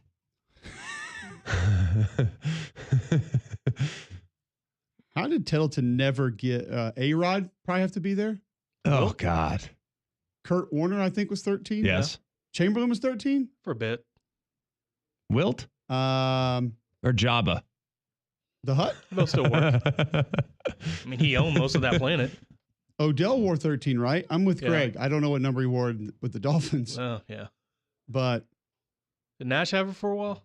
Yeah. Steve Nash was 13. Steve Nash's heyday. How good was he with the Suns? So good. Golly, you want to talk about butter in the NBA. Trying to think of other famous 13s. What, I'll take even like Harden? Who? Didn't James Harden have it? Yes, Harden was 13. Yeah. Was he? Don, I think it was like at number least a 5. Don Maynard. I think Harden had a few numbers. Omar Vizquel was 13. Really? That's a good one. He was a good player. What about college football? Just college football number 13s. Chiming into the show, my friend Matt, Stetson Bennett. 13 years to graduate. Whoa. Why? What? Might not even get there at that point. Mike Evans. Oh, that's a good one. Was he 13 A&M? Yeah, I knew he was at A&M. I was checking to see if he was in Tampa, but yeah, I knew he was 13 at A&M. Caleb Williams just won the Heisman with 13, right? Who? Exactly. Caleb Williams. They don't play ball out there. Alex Smith. Ooh, how good was he at Utah? He's a good one. Caleb Williams was so good. Wasn't Caleb Williams, seriously, think about how much USC football you watched this year. I'm talking live when it was on television. One full game. Oh, it's more than most. Give you that. It's on a Sunday, I would imagine. I was trying to think of the 13s that I played with or against. I don't have many. Corey Reamer. He was our 13. Trying to think in the league who wore 13 for us. I was 14. I should know this. Gino Toretta was 13. Won a Heisman. He didn't know anything till he saw Curry and melted against Curry and Copeland. Curry and Copeland got him. George Teague owned him. Malachi Moore. Yeah, good 13. Reamer's my favorite. Corey's a good dude. He's up there. I don't see him as 13 anymore. I just see him as the finance guy who shows up for WBRC morning show once a week. It's true. Why is he went pro in something other than football? Why is Corey in such good shape still? All the rest of us look terrible. He looks great. He must be good looking. Wow. He is. Very handsome man. I'm trying to think of other 13s. It's like really going to drive me crazy. I feel like there should be more. I think it's actually a pretty good number, even though every interval of 13 is the worst. 13's good. 26, terrible. 39, terrible. 52, awful. 65, good. I've seen worse. There are better 60 numbers. Doesn't Machado wear it? No, we don't acknowledge him. Pretty sure Antoine Nolan wore 13. Nobody cares about the Padres. He's a legend for other reasons. All right, now I'm going to have to look this up. I was trying to do it offhand, but now I'm curious. Spencer Pennington, 13. Ooh, I like Spence. I saw him not that long ago. One of the all-time great former Alabama players in medical sales. I saw him not that long ago, boarding a plane from somewhere. He's in Tuscaloosa, doing great. Good dude. Omar Vizquel. We already said him. Michael Kirby tweets in. Yeah, but I count. Triskaidekaphobia sounds more like the fear of Triscuits, which is fair and you should have because they are disgusting. And Greg thinks they're good. If you like Triscuits, similar to if you vape, I don't trust you. Okay, really? You're going to put that in the same category? I feel like it deserves to be there. If you like to eat bark, we have problems. Okay. Actually, dried bark. You're on the list for that. George Teague was 13. You're literally going to put Triscuits in the same category as vape? I'm considering it. Like I can understand putting other consideration. I can understand putting other other things into your vape category. I can get on board with that. Like vape does stress me out. I'm not gonna lie. Sucking on a battery to me sounds like a bad idea. I'm not judging as someone that used tobacco products for a very long time. But is Acuna 13? I think he is. Carter McInnes, Michael Williams, and Ronald Acuna. Michael Williams, good. He's good player. Good player. I feel like we've named a few ahead of him if we're going all time. I feel like we're missing somebody. Like an all-time. Can anyone, honestly though, like real talk here, can anyone touch in football? Can anyone touch Dan Marino? No. In 13? I don't think so. No one's touching that. It doesn't matter what you do. If Mahomes wore 13, you might have a chance. I don't know. Dan was still the original gunslinger in my mind. He was doing things through the air when teams just didn't do that. I think pound for pound, the two most talented quarterbacks, just sheer arm talent, you'd be very hard pressed to go beyond John Elway and Dan Marino. Like you want to talk about release? Like if Judge Kublick came up to me and was like, "Hey, dude, help me learn quarterback," and that's exactly how he'd ask me. Because my dad don't know. My dad thinks the ball goes between your legs. I love that Judge has the Southern accent too. It's only when he's asking for this. If he came to me and said, "Mr. Greg, sir," which is exactly how he'd ask it, help me learn how to throw it, we would start with Dan Marino's release. That would be where we'd start. I'm not sure there's a better one ever. I'm not sure there ever will be a better one. Because you look at where it's gone, and the mechanics are a disaster in the NFL right now. Now, I'm not saying they're not tremendously talented. Like the hand talent, the arm talent that Patrick Mahomes uses, there's nothing I've ever seen like it. It's insane. It doesn't make sense. It is, by way of physics, impossible to throw it the way he throws it, as well as he throws it.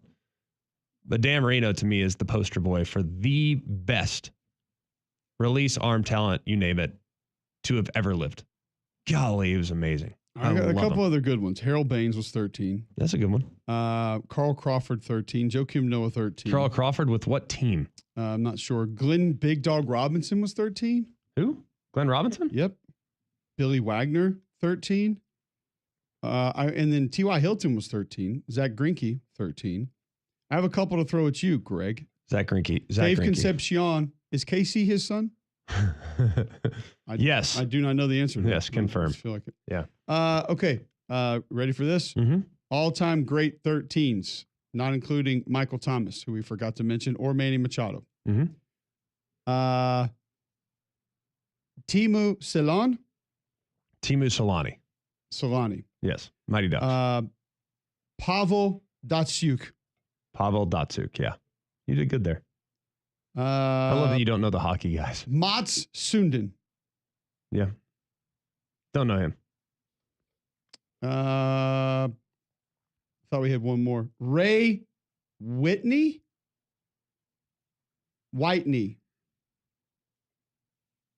Ra Whitney. Are they all related? Is Hancock their dad? He had 385 goals. In hockey? Not soccer. Well, Bill Guerin. Bill Guerin, yeah. I know him. Captain, 2 Stanley Cups, 429 goals. I know him. Sounds good. Yeah. I mean, sounds above average. Mm-hmm. Okay, there we go. Best 13s ever. There's a lot of good 13s. I don't even remember how we got on that. Because of Trideca Clowny. Trideca softness. Imagine being scared of a number. Seriously. Think about where we're at in society. Seriously. I'm not trying to be like rude. I know everyone has their challenges. I get that. I have plenty. When I say plenty, like an abundant list of problems. And a lot of things that bother me and a lot of things that scare me. I'll be honest with you. Like, I think everything's a conspiracy. I wish I didn't, but UFOs are trying to get us. Like, I think that's a possibility. Like, everything freaks me out. I probably go a little too deep and overanalyze a lot of things. I get that. That is my cross to bear. But I can tell you one thing that won't ever get me is the sight of a number. Okay? There's a lot of things that scare me. A lot. What if Jadeveon Clowney was wearing 13? Don't care. Seen it. I've looked death in the eyes. Okay, so this is an interesting one. I need to have a conversation with my father about this one maybe. Cody Biddle tweets in Roberto Clemente. He was also on 2 lists that I know. I know Roberto Clemente is 21. Correct. I didn't know he wore 13. I had him as 21 at the Pirates. I have the reason why I know that I have this card and it's retired. Correct. I don't know if that's the number that he wore coming up. Clemente debuted Pirates April 17th, 1955, wearing uniform number 13 in the first game of a doubleheader against the Brooklyn Dodgers. Huh. So there you go. Would not have guessed that. Did not know. Yeah, I don't have the story of switching to 21. No, but that's what I knew. I didn't realize that he started as 13. That's pretty cool. Correct. Good job, Cody, getting that in. Very good. Nice. But seriously, back to the original point. I know you want to deflect because you were Listen, if so you want to talk inclusive. about the alien drones over New Jersey, there's a show right down the hall. I'm sure is having that conversation right this second. Richard! I understand that means Val! it means a lot to you, and you're scared of it. But I can tell you what I'm not scared of. I'm not prepared for that conversation right now. Vapes. I haven't seen the tape. Triscuits. Vapes. We pride ourselves on seeing the tape. I have not seen said tape, therefore can't speak on it. Yeah, not too concerned about it. I don't really think there's aliens hovering over New Jersey trying to take over the world. Right there with the USC defense. Hadn't seen the tape on that this year.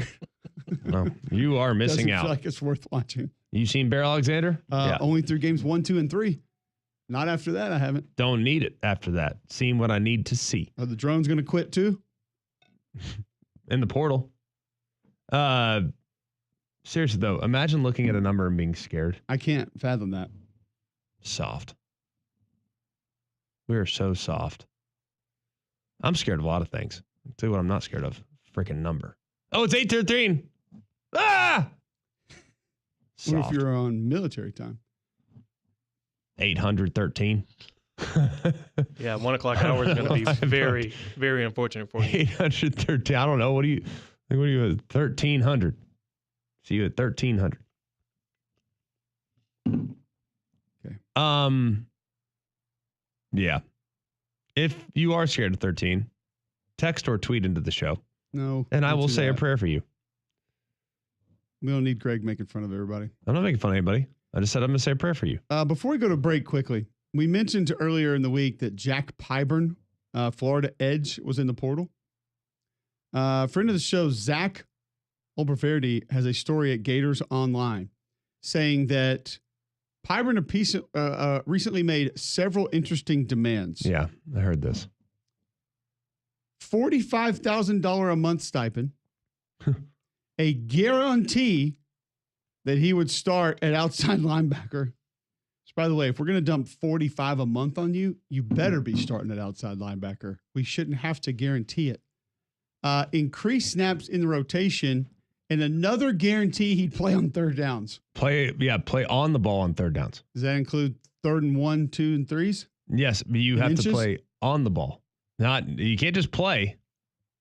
How about 3 technique, Jack, on 3rd and 1? Something tells me that would not be in Florida's best. How about a 0 nose on 3rd and inches? Good luck. Needless to say, he's in the portal. Billy Napier didn't go for it. Shocker. Imagine thinking that you are that good to go in there and say, I'm playing on 3rd down.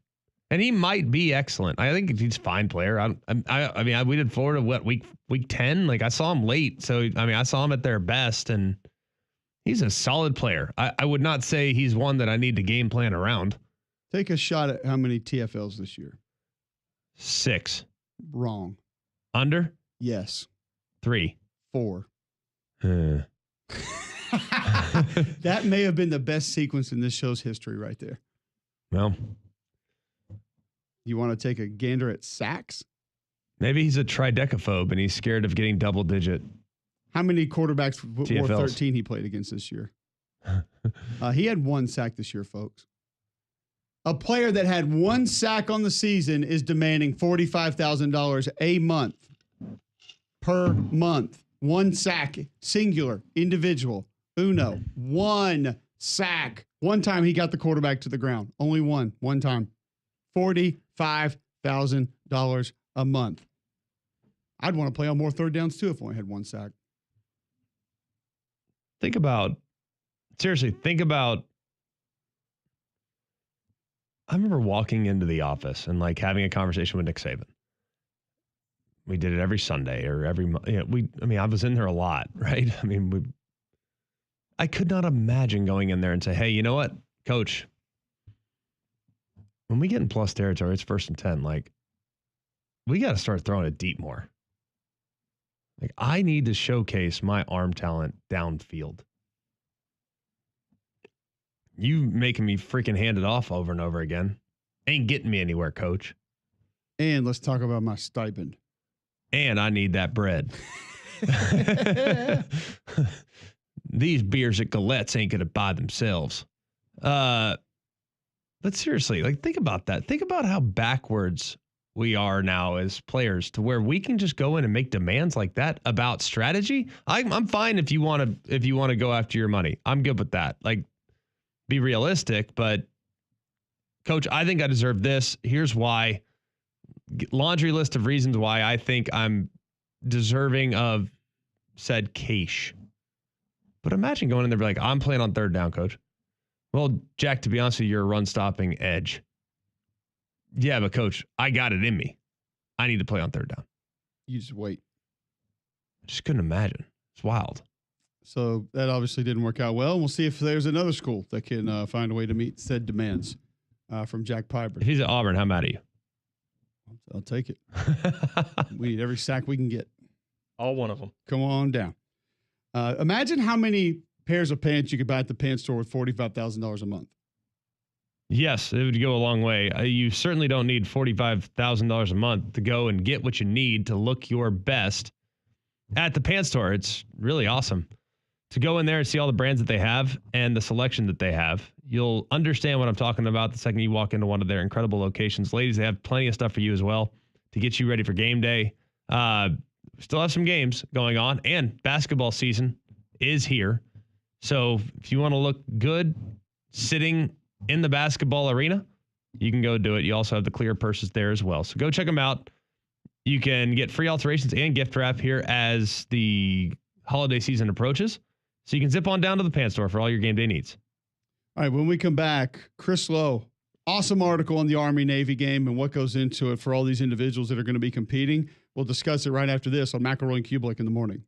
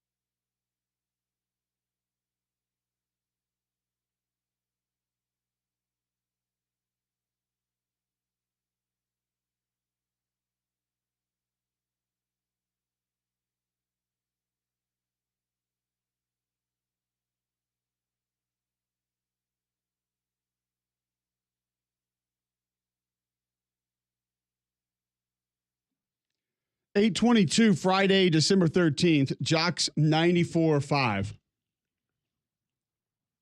Army-Navy tomorrow, one of my favorite days in college football, one of my favorite games to watch. 3 o'clock, CBS will have the game. Navy at 8-3, Army at 11-1. Awesome write-up at ESPN.com from Chris Lowe on just everything that goes into this game for these men that are going to be taking the field. And Chris joins us now on the Buyers Right Hotline. Find his work at ESPN.com. How much work have you done on Army-Navy previously? And then just kind of take us into how you decided to put this article together this way. Yeah, Cole, I had done some stories, just sort of one-off on players and some of the games. But the genesis of this one was it's the 125th anniversary of this game. And we were trying to think of a way to commemorate that before the season. And what we came up with was, hey, let's see if we can get someone to embed with a cadet and someone to go to Navy and do the same with one of their kids. And Heather Dinich and I sort of teamed up. She lives in Annapolis, and she went and spent some time at Navy 1 week, and I went up to West Point and spent some time with Caleb Fortner, their junior linebacker, one of their better defensive players.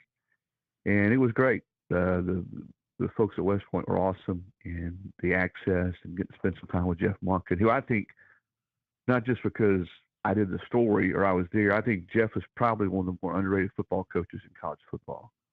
And to see how he runs his program and to be there, just the history and I was there in November, so the leaves were turning, and to see the Hudson, just the place looks like it did 50 years ago. It hasn't changed. And the discipline and the regimented lifestyle that the cadets, lived, being in the mess hall for lunch, it was really cool. I put this on my social media site. I've been so blessed to do a lot of really good stories and be around a lot of great coaches and players and have great experiences. I don't know that I've had a better experience in doing a story than being there for 3 or 4 days and being able to write that story. What is it? I feel like the Army-Navy game has maybe even in many ways increased in importance given given the way the world and the landscape has changed and the professionalization. There's something very collegial about the Army-Navy game that I don't think will ever go away. So did you sense that there's just a different feel in leading up to this game than there is around other games that you've covered? I tell you what I feel, Greg, is that the kids there are very aware of how much the landscape has changed in college football. And I'm not saying for the better, for worse, anything. It's just changed with NIL and transfer portal, the geography, team switching conferences. Well, what hasn't changed is the way they run their programs, the way they do things. It's the same as it ever was, and it's the same as it's always going to be. And I think there's a pride among the players who play there, the coaches who are on their staff, that we do it our way. They're really a unicorn now in college sports. And I think that's something that they buy into. It resonates with everybody there across the entire campus and the programs. And I think people on the outside, those of us who love college football, who love college sports, we see it too. And we know they're sort of the last of that breed, that they play to play because they love it. They play for each other. No one's getting paid. There aren't Lamborghinis sitting out in the parking lots. And I'm not dissing on anybody else. The kids that get paid, they absolutely deserve it. But this is different. This is true amateurism. It's not even amateurism. They're playing because they're getting ready to go be soldiers and serve their country. And I think that is something that's not lost on anybody. If you've ever been to that game and seen, the cadets, the midshipmen march into the stadium, you talk about pageantry in college football. That's about as good as it gets. Chris Lowe joining us on the Buyers Right Hotline. A day in the life of, what would surprise listeners the most about what these men go through on a daily basis and then in preparation for this specific game? Yeah, I'd say 2 things, Cole, that literally every minute is accounted for in their day. There's nothing, certainly during the season, and we're not just talking football, obviously, but all their academy duties and lining up for formation and their classes. They have to. You're required to go to lunch. Required to go to breakfast. When you get up, like Caleb Fortner, the kid that I've sort of shadowed, he gets up about 6:10, 6:15 every morning. He's at formation, which you're there. You're with your company. You have to be accounted for, inspected about 6:35, 6:40. And then you have to be at breakfast, which starts at 6:50, 6:55. And then you're straight to classes in the morning. Class. Then you're required to go to lunch, the mess hall. And I love lunch, man. I mean, imagine, like, you guys have all been to the extravagant training tables now, right? Where you got the pasta station, the protein station, you got the salad bar, you got the deli station. I kid people, it's like a Golden Corral on steroids. So you go to the mess hall. You go to the mess hall at the U.S. Military Academy, and it's old style, family style. So you got a couple pots of potatoes, some type of meat, green beans. You got a big bag of rolls on each corner. So they're tearing the bag open. They're tossing rolls to each other. They get a little bit more because they're football players. So it says heavy. So you pass the bowl around. You plop some mashed potatoes on your plate for green beans, meat. You're drinking water. There's a big pitcher of water, no ice. You're drinking water. Now, they do drink, the football players drink this Hoist, the sort of their equivalent, I guess, Gatorade or whatever. They have bottles of that for them. And they sit there and they eat. And the freshmen, pass out the plates and all that. It's just so markedly different than if you go into the training table at Ohio State or Alabama or Auburn. What those kids get. And it's for me, having been at those, having had lunch or dinner with some of the players or coaches in an Alabama or a Florida, it was pretty weird to see that. But those kids, they don't know any different. It's wild. Quickly, you always do such a great job covering the coaching carousel and why things happen the way they happen. It's been a bit of a strange year. It's been a little quiet as far as the P5 is concerned, especially in the SEC. But what do you make of the Bill Belichick hire and the circumstances surrounding it? Yeah, well, you guys 2 years ago all called that Nick would be working in TV, Belichick would be coaching at North Carolina, Rich Rod would be back at West Virginia, Scott Frost would be back at UCF, and Dan Mullen would go from TV out to Vegas to be coaching in Vegas. We all called that, right? Absolutely. Who didn't? Of course. Never a doubt. No, Belichick, it's so different, Greg. I mean, you got all these other coaches that are sort of running away from college football. They're sick of it. They're sick of having to deal with everything. Here's Bill running to college football. And I haven't had a chance to talk to Bill, but I've talked to several that he has been talking to over the last week. And I think one of the things that appealed to him was coming back and coaching younger kids, getting them when they're younger, at 19 and 20. He's not afraid of the money. That's what he's done his whole career, is figure out, all right, we're going to allocate this much for this pass rusher, this much. This kid's not worth this much. He's great at evaluating. That's what he does. He's going to set it up just like an NFL front office, which a lot of teams are already doing that, as you guys well know. But everybody I've talked to, he wanted to coach again. North Carolina was ready to swing big. There clearly was two different searches going on there. You had the one that the Board of Trust was doing, and you had the one that the AD was doing.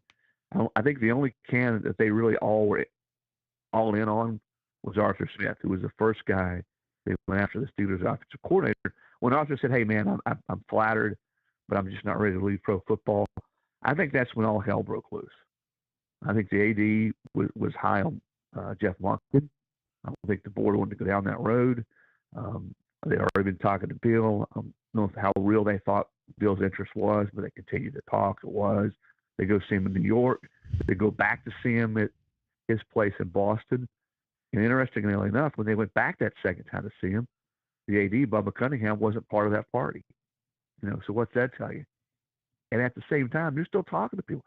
Glenn Schumann interviewed on Monday there with UNC while they were trying to nail down the final details of Belichick's contract. So yes, I think, what did you say, bizarre or different, the whole process? I'd say there's probably about 7 or 8 adjectives decided. But the bottom line is they got Belichick. They're paying a ton of money.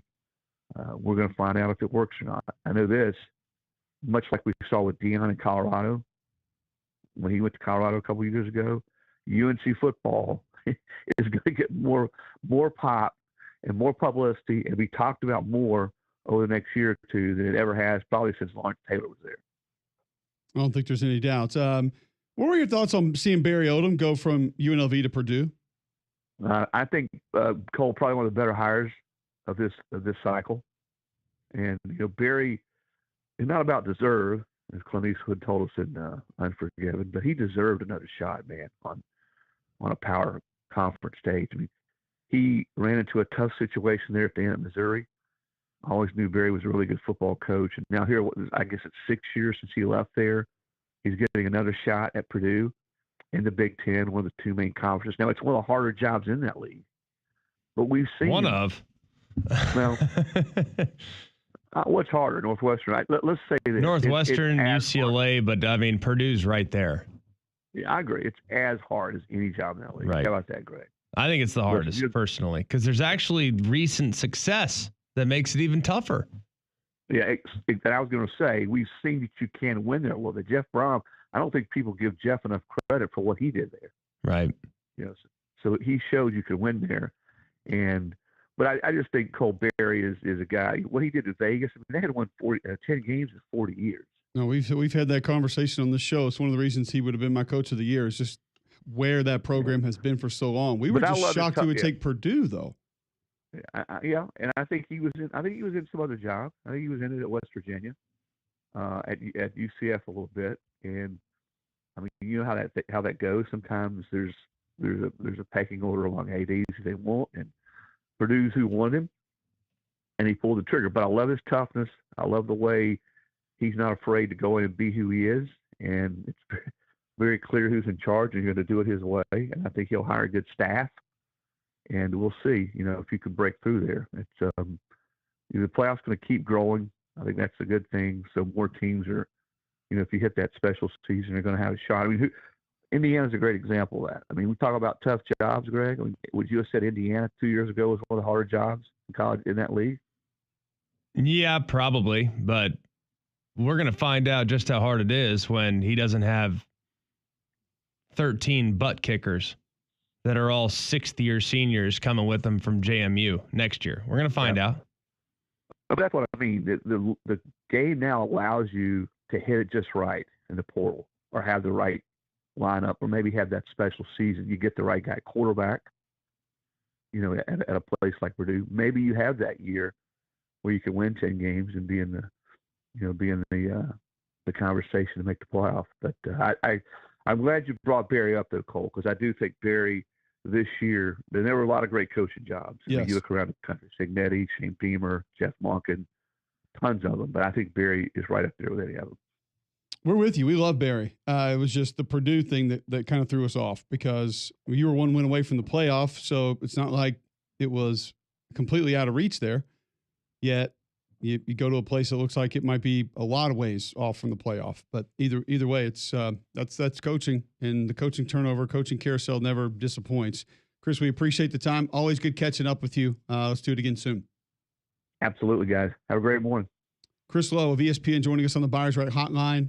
Always one of the best. And Army-Navy gives you a little bit more insight to just what these young men are going through, dealing with on a daily basis. It's always super impressive to listen to hear about just their routine. Had Army LSU last year and just talking to those coaches, some of the players about just their day. It's remarkable. It really is. Just to listen to them talk about what they do every single day that would be mind-blowing for a lot of people walking around every day. To think that that's how, like Chris said, almost every minute of your day is scheduled, regimented. It's wild to think about. But it's one thing that makes this game so fun, too, because they are going to go out there and serve our country. But they're going to go play football and let us watch it first, and that's really cool. Yeah, and I think just when you hear from them, it's amazing. I mean, just talking to the kids, it's just incredible. They say we might be combative on the field, but ultimately after the fact, we are there to serve brothers and sisters of the United States of America. I mean, what's cooler than that? Not much. So special that it gets. I hate that there's anything that would ever take away from it. You know, I hate that maybe the postseason and the attention that the playoff has generated. I understand all of that, but Army Navy deservingly standing alone. A window that has no other college football and will be propped up, hopefully the way it deserves to be propped up. 100%. We'll continue talking a little bit of Army Navy on the other side. A couple of NFL notes that I want to get to, and something interesting from last night's Rams 49ers game.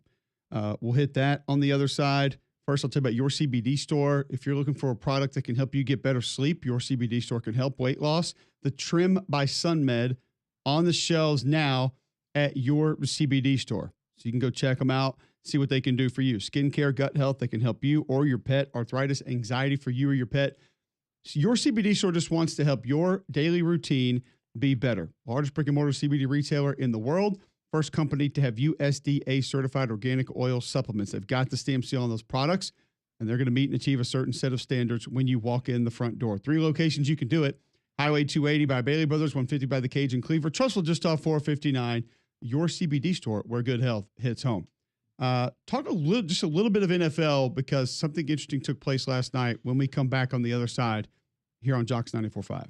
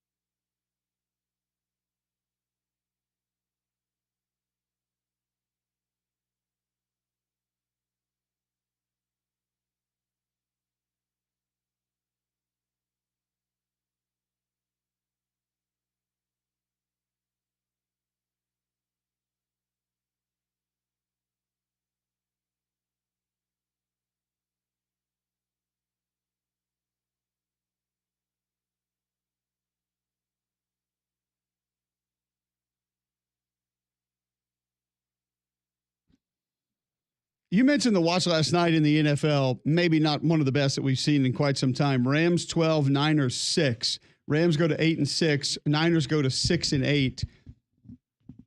The yardage differential was intriguing, specifically on the ground. Rams ran 38 times, 142 yards. Kyron Williams, 29 for 108. He's become a really good player. Yes. Puka Nacua, 7 catches, 97 yards. Second game of Cooper Kupp's career that he did not have a reception. Say that one more time. Cooper Kupp, second game of his NFL career that he did not have a reception. I'm aware. It's wild. I watched it with a friend who had Cooper Kupp in his fantasy playoffs or whatever. Oh, boy. Playing against Puka Nacua to make things even worse.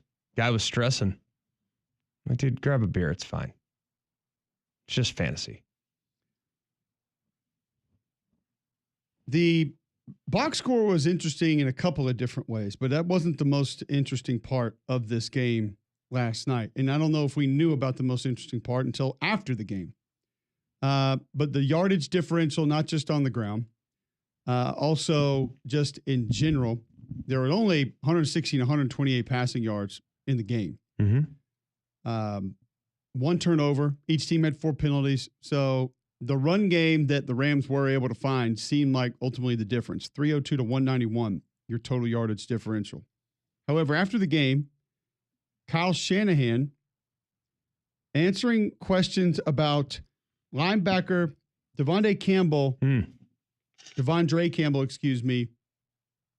not going in the game when asked. Yeah, he said he didn't want to play today. Play today? Yep. The coaching staff? He did when I asked him why he didn't want to go in. Has that ever happened to you where a player said they didn't want to play in a game? No. Will you release Dandre Campbell? I don't. We'll figure out something, but I don't know that right now. When someone says that you move on. You don't deal with that anymore. Will you release Dandre Campbell? Think about that, though. Buddy and I watching this game last night, and we're not keeping track of who's playing linebacker. Like, I don't, I'm not sitting there thinking like, oh, Campbell's not out there. I'm not watching it that closely. I know they had documented, the broadcast crew documented the fact that Greenlaw was just coming back from coming back, and he was in, and I guess Campbell was the guy before that. I haven't been keeping tabs on linebackers for that outstanding San Francisco 49ers football team. But I can tell you this. You don't go in the game because you're mad because the guy that started before you and is an all-pro came back and got the nod. What are we doing? Like, you're mad? You heard Kyle Shanahan say it. Have not experienced that before. And yeah, I imagine it will not be a very difficult decision on how to manage that. Walked off the field. And we started looking up his, career, just bounced around. Did get one nice deal. On paper, it looked like a lot more money than it actually was. He had a certain guarantee. I think it was around $15 million signing bonus. Salary 4.75 guaranteed this year. This year, correct. He's a veteran, so after week 1, it becomes guaranteed. But he cost himself some money last night, and I would imagine they will recoup some of that 4.75 because of the way he handled last night. And there's reasons for it. There's no guarantees when you are basically insubordinate. George Kittle, San Francisco tight end, asked about Dandre Campbell not entering the game. Not disbelief or disconnection like as a team.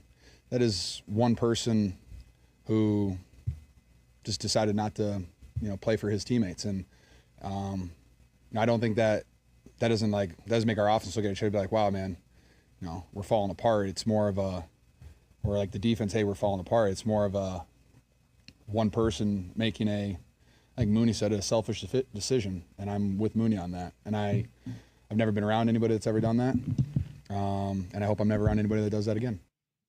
So you can imagine what the locker room's going to be like. Maybe that's why he left early, to go ahead and get out of there. I think that would be wise.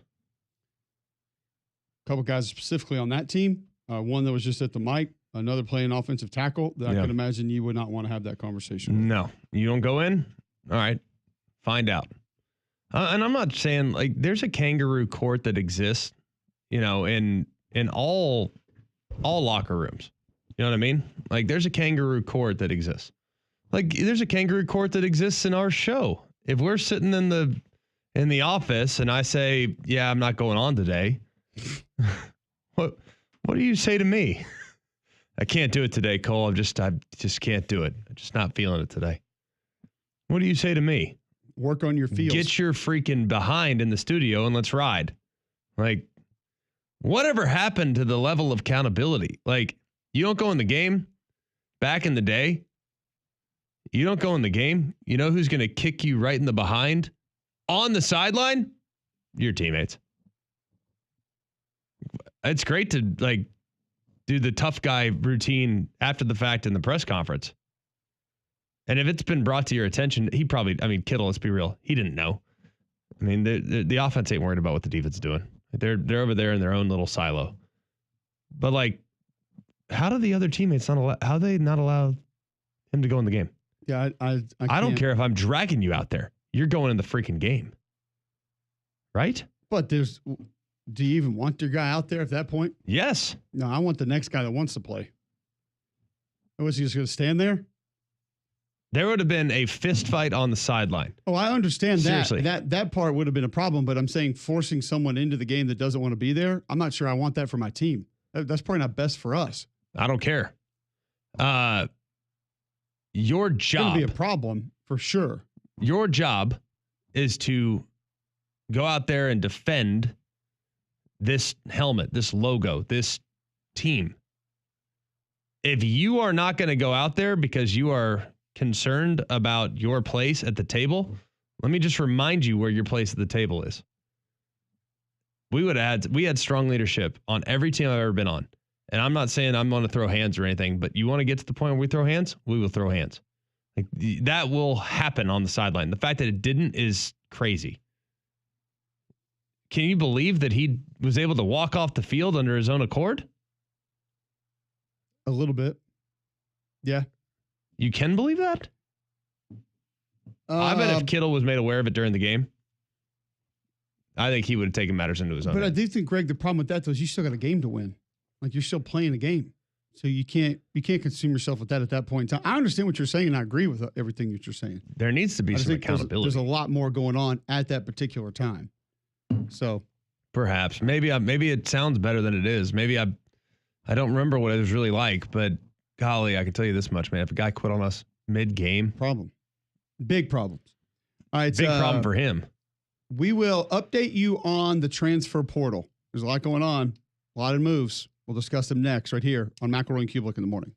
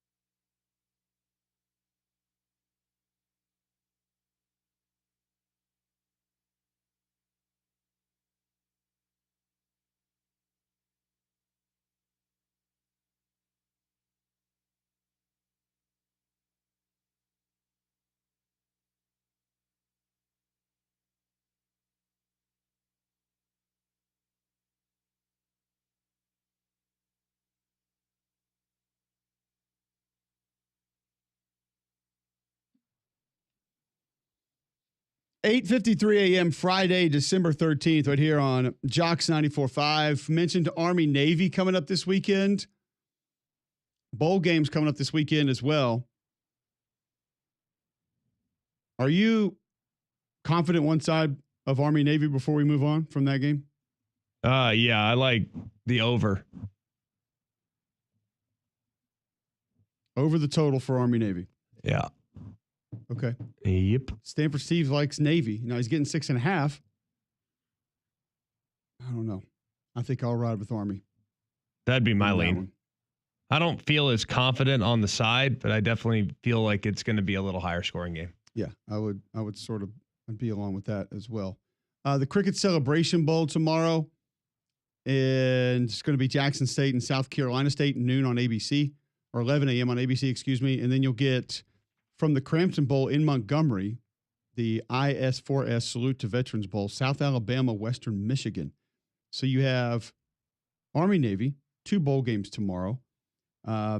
Should be enough to sort of get the appetite going from a college football perspective. We feel like it's kind of gone. Feels like there's this lull, there's this wait. But we do have some this weekend, and I think good enough games to get excited about. Army and Navy alone, enough to get me going. And then I'll be dialed into, I'll be locked into that one. I know you will be too, G-Mac. 100%. South Alabama, Western Michigan, excited about that one. Kind of see which direction it goes. I thought South Alabama was going to have a much better season after their start and the way things got going. But Gio Lopez announcing this week he's going to come back. So Jags going to be able to build around him heading into next year. You can sort of springboard that year, potentially with a win in this bowl game against Western Michigan. Well, I would say this about South. Like, there were moments this year where they really were rolling. I mean, yeah, they had the run game going. Bothwell was had a nice year. He's in the portal now too, right? Yes. There's quite a few things to like about that South team, but we just never really got it on a consistent basis. Got to see them enough to where I know that team had some chances, but they just couldn't put it all together. And we'll move on to even a more in-depth preview of those on the other side. We've got portal updates. My daily asking of Greg McElroy about the quarterbacks that have hit the portal. We have a couple starters that are in.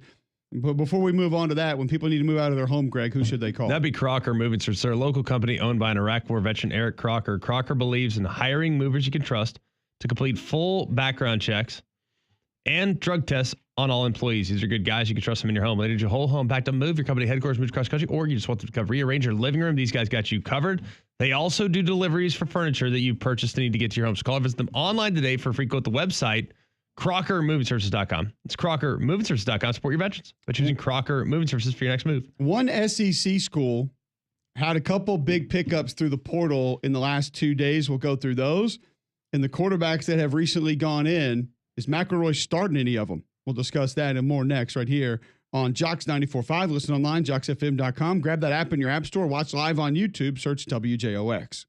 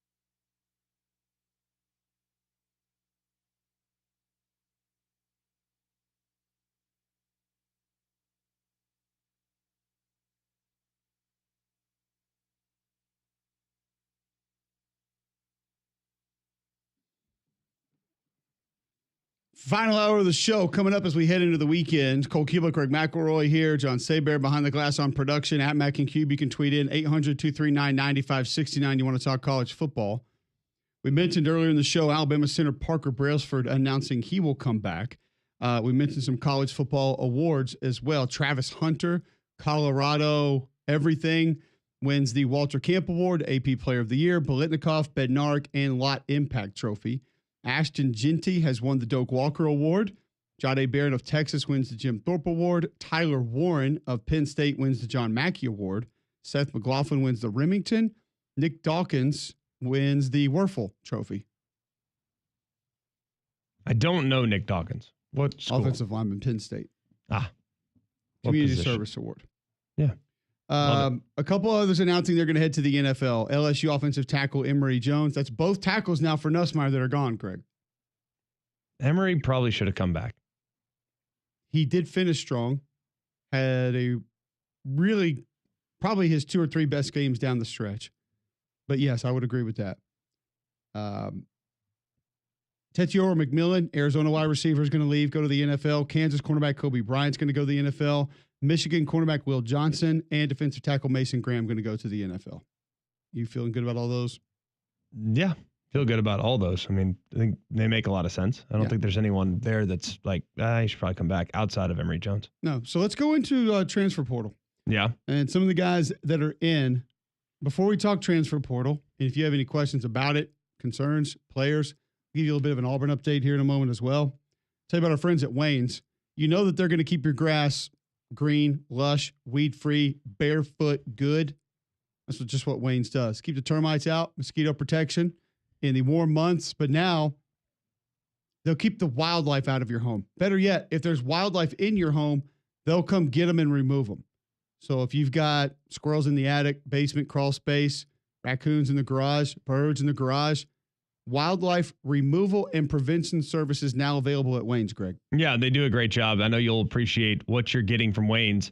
When you go and check them out at 866 Wayne's 1, you can go callwaynes.com. That's callwaynes.com. You'll see what we're talking about. I've had them for years. They've been a terrific investment that we've made in our own home and our own experience.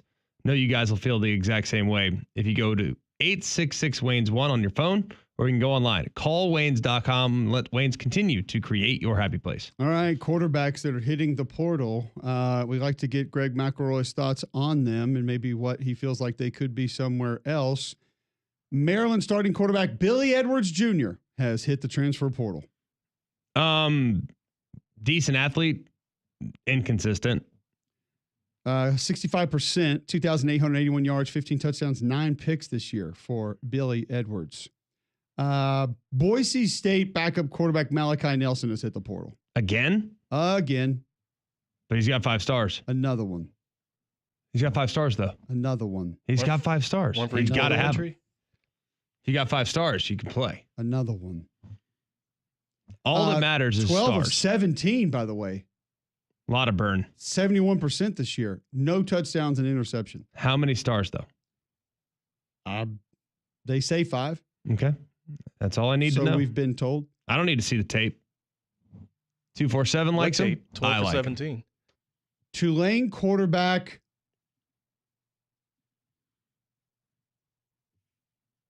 Do you know? The guy that's going to Duke? He has been in and then out of the portal. Ty Thompson is now in the portal as well. Is that the guy from like Tennessee, like back in the day? Where did Ty Thompson go? I know that name. Oregon. There you go. I knew that name. 6'4", 223 from Gilbert, Arizona. This year, he had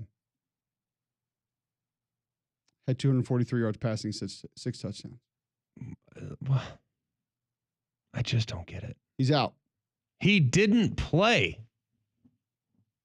What are you getting recruited off of? Like, how can you in good conscience be like, yep, we need to bring him in? How can you do it? Hope. He was 2 for 4 against Southeastern Louisiana, 1 for 1 against Oklahoma. Not many guys can say that. I guess. Alabama can't this year. 1 for 1 against South Florida. 2 for 3 against UAB. Threw a touchdown. Yeah. So Is Thompson going to play? He had 74 passing yards, 234 rushing. Is he going to play in the bowl game? Because what bowl? The East-West Shrine Bowl? No, the one against Florida here coming up in a week. No, he's in the portal. He's gone. Well, some guys Summerall's going to let him hang around? Some guys Not play. That head coach ain't letting him hang around. No. See, that to me is just so short-sighted. And to me, this is an immediate turnoff. Out. Can't take him. Why won't he play? You're playing Florida. You get an opportunity to audition for the job. You decide to go in the portal after the fact. That's fine. I got no problem with that. You want to go in the portal after you play in the game? Fine. Go out and ball and show everybody what you can do. You getting in the portal, preeminently giving in the portal, before you have an opportunity to potentially play. I don't know if he's going to start or not. Maybe that's why he's in the portal, because he wasn't going to start. I don't know. But what are you hiding from? Why are you hiding? I think most of them feel like they need a spot, Greg, and if they don't get in the portal now, they're not going to have a place to go. How about getting some tape before you go and get in the portal? What tape are we recruiting them off of? So this is an interesting thought process by a coach whose team is in the college football playoff. Kenny Dillingham on how he will handle kids wanting to go into the portal on this amazing run that they are also currently on.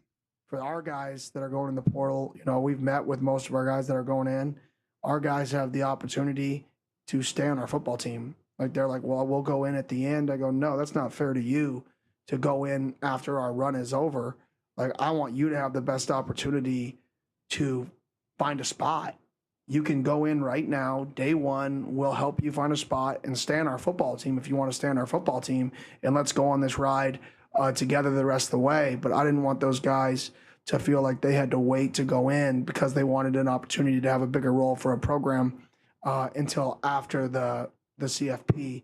I think that would have hurt their chances. So I made it very clear to the guys that you can stay on the team as long as you do what you're supposed to do, just like you're on the team. Go to meetings, show up, be 5 minutes early, check in, weigh in, go to workouts. Even if you go in the portal here, that doesn't affect me at all. That's just us being on the same page, trying to help you achieve what you want to achieve in your career. So we will have some people going in that choose to stay a part of this team, and it fires me up that we have the relationship between the kids and the team, that they want that they want these guys to stay a part of it. And then we'll have some guys on the team that are like, you know what, I'm going to go and I'm going to take midweek visits, and I got to be a little bit more aggressive finding a spot, and that's fine too. And either way, it's what's best for these guys. So it's a very different mindset than I think a lot of folks have. It's probably the mindset I think a lot of coaches will at least begin to have part of, and partially, I guess, adopt some of that. I know a lot of guys don't want to do that. A lot of guys aren't interested in some of those things that Kenny Dillingham was saying, and I respect him for it. I do. I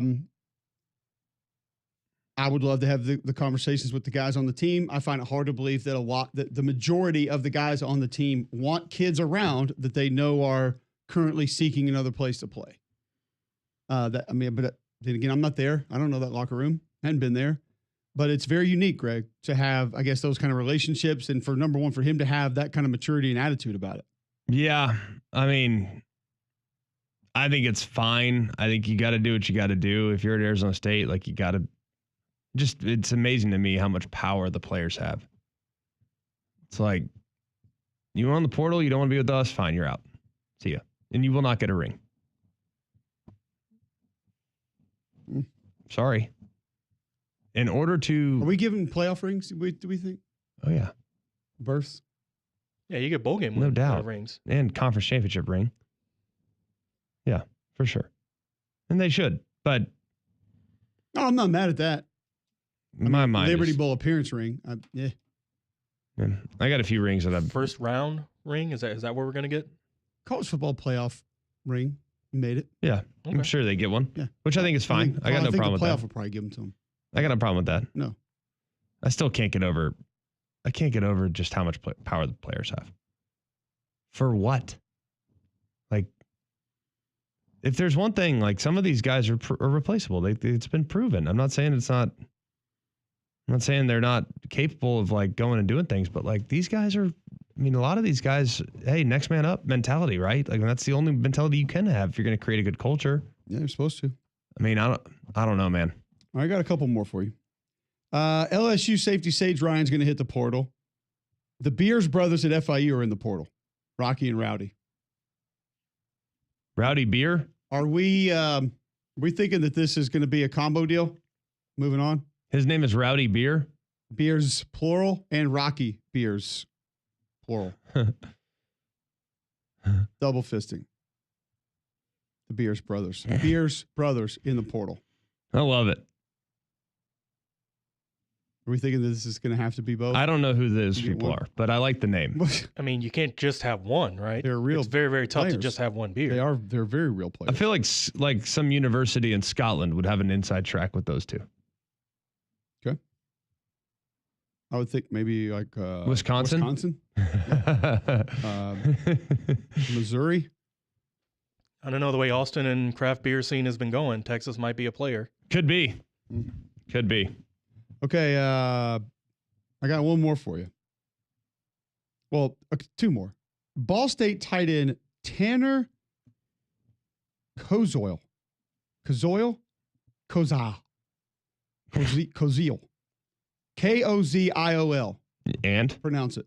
I don't know. Koziol. Got nothing for you. Koziol. How about these numbers?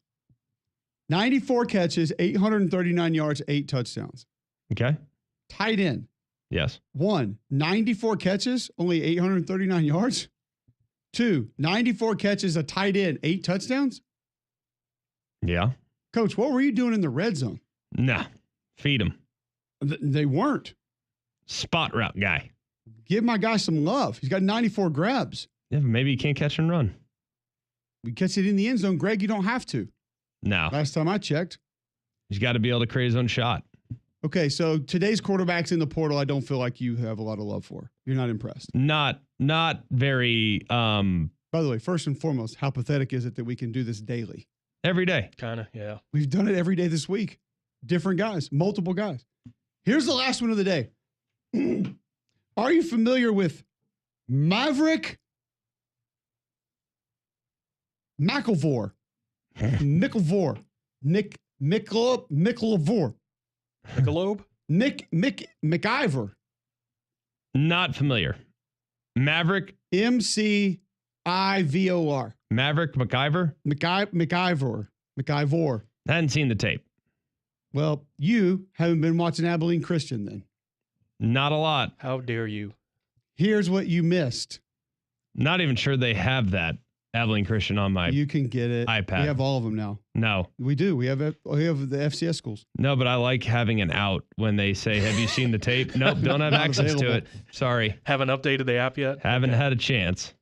499 attempts. He completed 312 passes. That's not bad.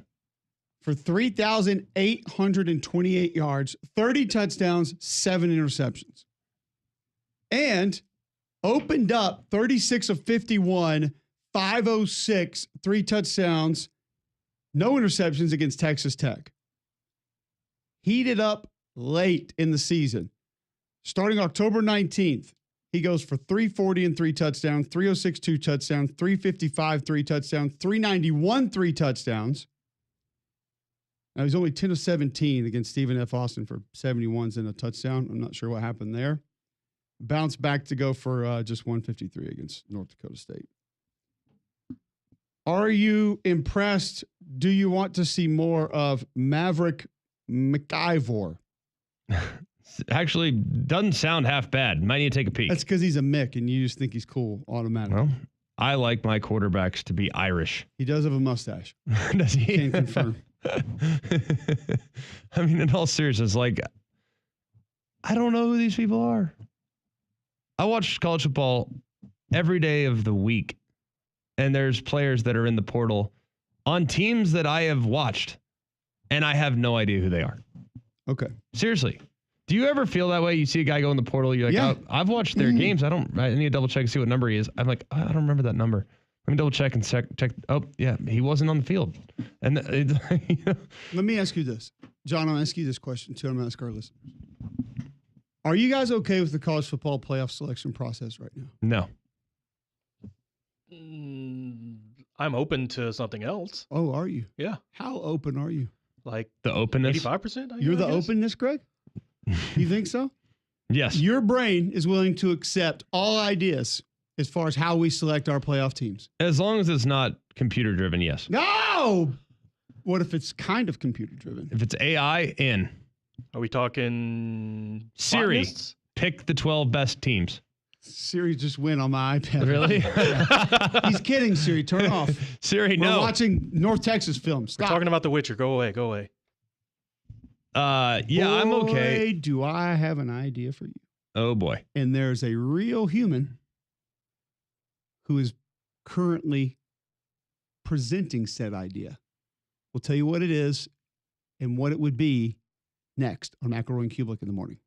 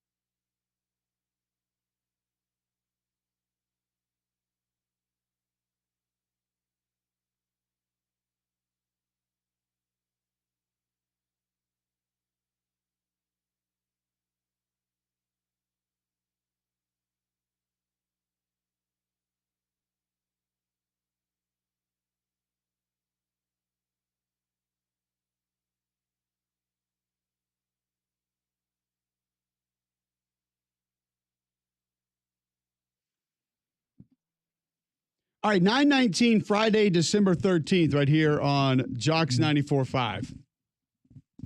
You guys know who Rich Clark is? Yes. We'll talk about him in just a minute. First, tell our listeners about B-Dry, Greg. Well, they've been serving Alabama and homeowners here in the Southeast for 60 years, and they're going to make it even better for the next 60 years because they do an amazing job of making sure that your basement and crawl space are waterproofed, and they're going to back it up with the life of the structure warranty, and they're going to give you 12 months interest free. That's right. 12 months interest-free, no payments for 12 months. So they're going to get the job done before the first of the year, and you're still going to be in great shape. So check them out today. BeDryAlabama.com. That's BeDryAlabama.com. Get the job done right with the best warranty at the best price at BeDryAlabama.com. All right, per Brett McMurphy, Rich Clark has some ideas for the college football playoff. Executive Director Rich Clark said, when asked if AI could be used in future scheduling of teams for the college football playoff, he said, quote, AI will never take over, but might be a tool committee members will use. So I ask you this question. Do you want AI selecting your college football teams for the college football playoff? Who's AI? Because if it's Gronk's or Grok, whatever Twitter is, yeah. Gronk's, yes. Arizona State, Florida State, Miami, Texas State, Texas El Paso, Arizona State again. All the party schools are in. Yeah, you're in. AI can't even generate pictures of people without 6 fingers. Whoa. So, if you think we're going to let AI pick our football teams, show me a picture that AI generates that has 5 fingers and looks human, and we'll be in good shape. I haven't checked the tape on AI generated photographs of humans. Oh, you're missing out. Humans, but you're missing out. Okay, so I have this question for you all also. How many people in your lives regularly use AI? Regularly use AI? Knowingly? Yeah, knowingly. That's a big part of the question there. Okay. How do they unknowingly use it? I'm interested in that also. Google, Amazon. Yeah. There's a lot out there that in just a simple search now. You can do things now where you say, insert more information by using AI, right? Like a bio for something, whatever. Yes. But I don't think more in either helping form your opinion or using it to form other people's opinions. Yes. I don't have anyone in my life that I know of that uses it regularly for that. No. What is the to the furthest extent does someone in your life use AI? I honestly don't know. Like, I'm thinking about it, and I really can't think of a time when I've knowingly and intentionally used AI. There was never a time where I've gone on and I've said, you know what, I'm going to go to Chat GPT. Do you have it? No. Hold on a second. First off, don't look down at AI. You own Bitcoin. Lots of it. I don't own Bitcoin. Let's not talk about I own Chainlink. Dogecoin, whatever the hell you own. I don't own Dogecoin. Okay. Doge. Let's not. I'm a Chainlink believer. I think for you to be thumbing your nose at AI. Okay. Let's not act like it can't be. I love how it's all resource. under one umbrella. Like anything futuristic to Cole is it's like. It's all tech and online gaming. What are you, 72? Like, it's not all under one umbrella. Application of cryptocurrency is very different from that. It's really not. It is. I feel like it's exactly the same. It kind of is very different. Chat GPT, pay my bill. Okay. Frogcoin, pay my bill. There you go. Same thing. But you think the Chat GPT it's not like a real thing. It's not my thing. No, I'm not saying it isn't useful for some. I just don't use it. I have a very hard time delegating responsibility. I have a weird thing about like doing my own due diligence, like even as it relates to like our games and stuff. Like I like my own research. Like we have a tremendous resource at our research team that helps our crew with our game. And he is amazing. His name's Josh. He's I went to Harvard, like tremendously credible resource. I have a hard time not getting the information myself. It's not because I don't trust Josh. It's because I just feel like I need to see it myself to be able to credibly cite it. And I struggle with that. So that's why AI to me is never going to have a place in my life, at least in the near term, because I just don't trust it yet. John? And by the way, I don't disagree with what you said. I don't know enough about it to trust it or not trust it. That's it. It's not that I don't think there's application. But you know what I do know? What? It doesn't more pick about teams? college football than AI. Easy. I'm just, What's Indiana's strength of schedule? You admitted you didn't watch Abilene Christian. But you know what I can say about AI? Hadn't seen the tape. I have. And that's a humble brag. Now, I'll be honest. I spend a lot of time watching tape on Sundays. I know you do too. If AI could draw me up like a now we're talking. Yeah, a 27 bullet point takeaway list from Vanderbilt Mercer, so I don't have to watch it. I'll take a peek. You haven't been watching the new Apple commercials then? I try not to watch commercials. That's great in a business that runs off it. I have still yet to watch a non-football program since August. I mean, they're in football games too. None. Zero. You see it in like my kids wanted to sit down and watch a Christmas movie 2 nights ago. Something happened. I think we went outside and played football instead. Got them. Oh, I know what it was. There's a new one on Netflix, like for the family, and my wife wanted to start it, and my daughter went through the whole thing, and Catherine said, "Hold on, you've seen this?" And she goes, "Well, yeah." She's like, "When?" She goes, "I don't remember." And then Judge goes, "Yeah, Mom, we watched this twice already." I was like, "Whoops, there goes movie night. We're out." See ya. John, do you know people that use this and it helps them a lot? I want people to tweet in and call in. Is AI a real thing for you? I'm going to assume that I know them, but if so, they're not too blatant about it or obvious, like, oh man, let me tell you what AI is doing for me. It feels more so when AI is getting involved with stuff like that. We only hear about the failures, not the successes. I know Ben Hartsock's a big Chat GPT guy. He swears by it. Really? I'll try to get him on. He can't come on right now. He said, I just texted him. But he said it's like for all walks of life he uses it for. And he was explaining it to me, and I still kind of was thinking to myself, I don't know if that's going to help me. What you just said a moment ago, though, I have attempted to use a certain service that we are not fans of to possibly assist me with that. Yeah. And it was of no help whatsoever. Essentially to say, tell me with your warped brain how you felt like certain person played so I can focus more on that individual. That did not go well. I'm just going to say that. I tried it because I had access to it through someone else, and it was not what I thought it was going to be. Yes.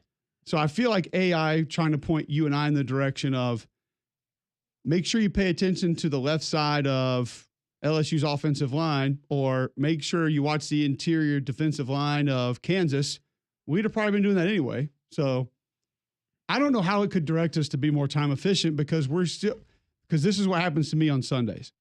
I say, and like Roman and the people who work on Read and React to me all the time, they're like, why are you watching Texas Southern and LSU? I was like, I have to watch every play of every game in the SEC every week. That's what I do. It's what I have to do. Well, you don't really need to watch Bama Mercer. Actually, I do. Because I'm going to talk about it on my radio show. And if someone asks me about the second string guy that came in, I want to be able to say that guy came in and he did okay, or he looks good. I like his body control, or he's got strong hands. I want to be able to say that. Fair. So I'm not just going to skip it. So even if someone, and this would apply for you as well, but you would watch some different games. If someone told you, hey, don't waste your time on the Clemson linebackers. You can't watch a game and not watch the Clemson linebackers. I know you. It's true. So I don't think it would help us at all that much. No, it wouldn't. And I also don't think I would really struggle. Here's what's irritating about this possibility for me is that I don't like how AI would seemingly funnel everything into some type. I feel like all computer algorithms, there's no level of variability. It's very black and white. It's a very binary way of looking at the world, like addition, subtraction. It's cut and dry. And I don't feel like football evaluation is that way. That's why when we watch teams and players and coaches and tendencies, like you might watch the same right guard that I watch. You might like him. I might not like him. You might watch a quarterback and you might dislike him. I might like him. You know what I mean? Like there's a certain level of subjectivity that is missing when computers get involved. And that to me is concerning. And that's not so much like just football. I think it's in many ways society. There's subjectivity to everything. There's nuance to everything. And to funnel things into specific silos is something that is troubling for me. Like, I think you can be, in many ways, not to be political, but like you can be a staunch Republican and understand where the Democrat might be coming from and vice versa. You can believe very strongly that Alabama belonged in the playoff and yet also understand at the same time why SMU has a pretty credible argument. You know what I mean? Like, that's not black and white. And I feel like computers make it that way. So any way that we bring computers in, I am against. But I also would like more transparency as it relates to the committee's process. I don't understand why there's these closed door meetings. I don't like that. Let us in. I'm not suggesting we air it, on ESPN Plus, their deliberations. I'm not suggesting that. Subscription would go up. Yeah, right. But I do think it'd be beneficial for the committee and for us as college football consumers to understand what the conversations are like and why they're making the decisions that they're making and how they arrive at the conclusions they arrive at. I wish we did that, but we don't. And that to me, if you want to make adjustments, that's what you adjust. All right, some feedback coming in the show. First off, Greg, you'll be excited about our poll question that's out at the Mac and Cube Twitter feed. 94% of people say they are not scared of the number 13. That's good. Or maybe you should be concerned that 6% are. I'm more concerned that 6% don't understand how to use a poll correctly. Because there's only one answer to that. We just talked about subjectivity and variance. No, not in that particular category. No. Alan Jones tweets in, starting using Chat GPT to make practice tests and quizzes for my kids. Total game changer. Now, I need to know, are you some sort of instructor or are you just doing this at home? What quizzes? Like, kids, do you know the history of Auburn football? Chat GPT, make quiz about history of Auburn football. Yes. Cole might be I'm in assuming now. He's a teacher, but I don't know. Russell Terry tweets in, I would prefer if KG selected the 12-team playoff, but if he's not available, I guess I could do it. He did play quarterback in college. It's funny if you know. Kevin Daughtry tweets in, yes, AI has important place in the business world, and some Birmingham companies are on the forefront of its use. Brian Yarber, AI is like a teenager. It thinks it knows everything, but it doesn't.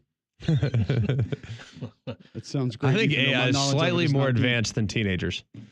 But not really. It's only a few years old. Okay, back to the practice tests and back to the business world, whatever. If you're educated on it, do you think it could be applicable in selecting the best college football teams? Because all it's going to do is the same stuff that all the other computers are doing, is take data that you can find online, run all the numbers, take people's opinions from articles, and then generate a thought. So PFF? Without the thought? I didn't say it was taking people who grew up in Europe and asking them to watch and grade scheme. Chat GPT might actually be better than them. Okay. Oh, that's not saying much. I will say this. After I did the video and the tweet on the kid from Kentucky, the next few weeks, the conversations I had with offensive line coaches about that would blow y'all's mind. The questions asked to those people who came into their offices attempting to sell their service that could not be answered. Yeah, it plays. Absolutely plays. But I just need somebody to tell us how it's going to help us. How's it going to help me? I don't need practice quizzes. Time efficiency, I think it could help me. But once again, even if it were to give a synopsis of a game or do something else like that, you're going to feel like, okay, that's fine. That so-and-so had 18 tackles and 6 tackles for losses, but I still got to see it. I got box scores for that. Right. Some of them bad. Yeah. And sometimes not all sacks are created equal. You got hustle sacks, right? 100%. It's like, guy. Quarterback drifts right into you. Yeah, it's the quarterback's fault. Leaves the pocket too early. I don't know, man. Like the AI takeover, I understand it. It accelerates things. It allows you to survey and analyze information faster. I'm all for all of that, but not when it comes to subjectivity like this. And to be honest with you, if you want to start doing this, then we need to expand the playoff more. Like we really do. If you want to start involving AI, digital teams in? No, I'm just saying like you want AI and stuff, then you better account for everybody that could make a run. So you might as well take it to 16 now. If that's the direction they're going, take it to 16 now and let's settle it on the field. But I just feel like every time I don't know. Analog teams in. It's too much. I can't get on board. Like just watch the games. Watch the games, pick the best teams. Feels simple enough. Let's call this what it is. For the people that are saying, great idea, good. It's great until AI leaves your team out. Yeah. And then this thing's got to go. Back to the humans, back to BCS, whatever. Like I told you guys earlier in the week, we sat there in our meeting for Read and React on Sunday, and we had people pounding the table for the BCS computers. It blew my mind. I said, where were you when we were all in an uproar over numbers telling us what teams were good? Formulas that we didn't know, by the way. Remember? Shh, secret formula.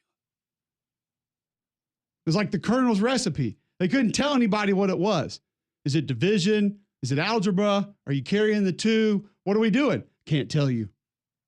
All right, well, what stats do you take the most serious? Sure, it's a secret formula.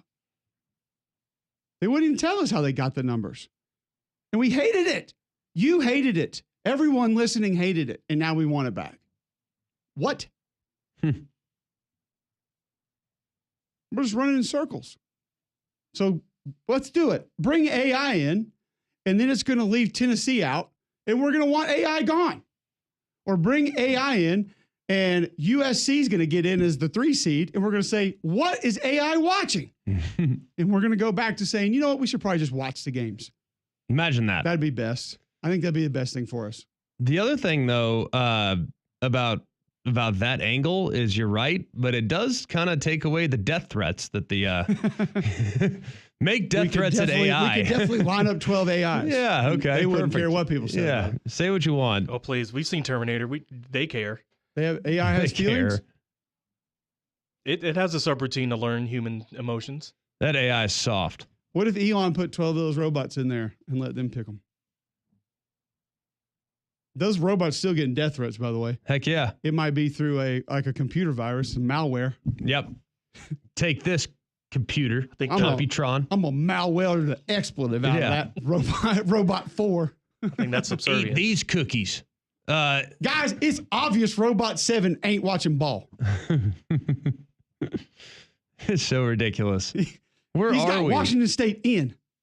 Well, where are we? Seriously. Like, where are we in life where we are deflecting? Like, we cannot even accept responsibility for the decisions that we come to, and we need to delegate it to AI because we're concerned about the fallout. Didn't you spend, an hour or so ago asking where the accountability was for players and everything, like Belichick coming in, and now we have the rest of society not taking accountability? Yep. It ain't just college kids. It's everywhere. I didn't do that radio show. That was AI. It's an offset. It's all an offset. Yep. Put it on something I didn't else. call that game. It was AI. AI hacked my Twitter. Yep. I didn't say those things. All right. No more AI talk unless you want to call in and tell us how great it is. I still need somebody to tell us how it's going to help us. How does it help me in my day? I haven't found that out yet. Doesn't. That's why we're in a good job. But we don't work. We don't work. When I ask AI how it can not be fat, I think I already know the answer to that. I know that answer. Well, it's not just game day men's health. Like there's some other things that you have to go do yourself.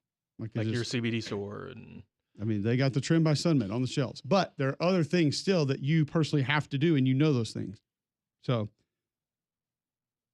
that's it. Are you doing a read, or are you No, you're still waxing poetic? We only have your stuff left. Oh, beautiful. Shocker. We'll do that on the other side. Next, Mac and Cube in the morning.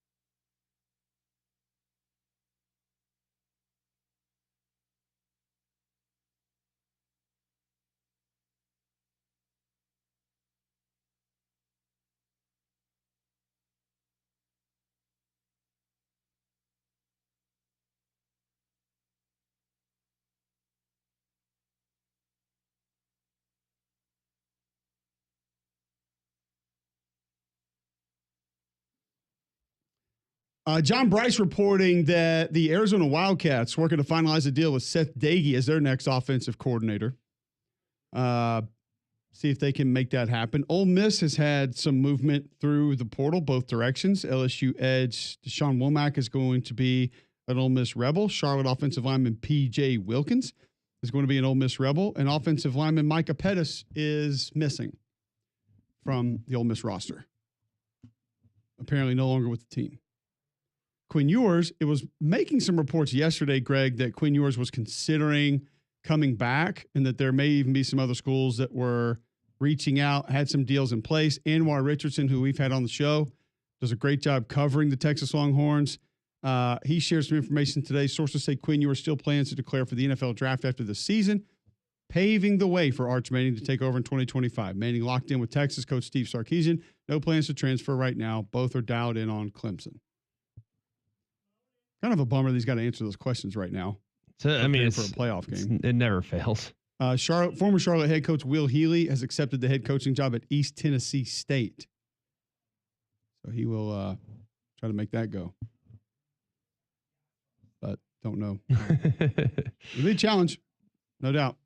The thing that's funny about like you want to talk about someone. First of all, I think Will Healy's a good coach, but like he almost had Missouri, turned it down, and was at Charlotte for a little bit too long and got let go. And it's like he's kind of gone off into obscurity. Like I think he's a good coach. Just man, once people turn on you, it's hard to get back. You know what I mean? It's just further proof. Like you can be a good coach, and not that much has changed. It's just the perception has, and it's really unfortunate. But it is what it is. Great guy. I think he's a good coach, but just hadn't been able to get somewhere and get it going just yet. Yep. We'll get to Bad Box Score of the Day going next right here on Jocks 94.5.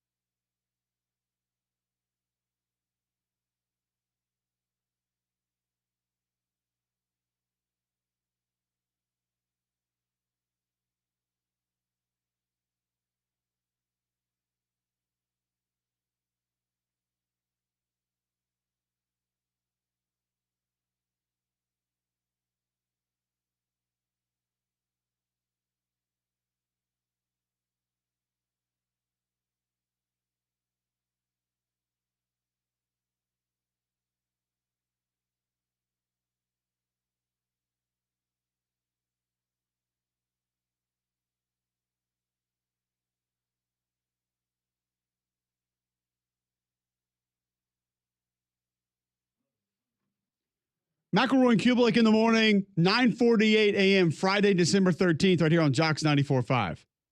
Bill Smith Buick GMC is the GMC Dealer of the Year. They're the national champs. You can understand exactly what I'm talking about. If you just take the short drive up to Coleman, you'll see what I'm talking about, man. The deals are off the charts.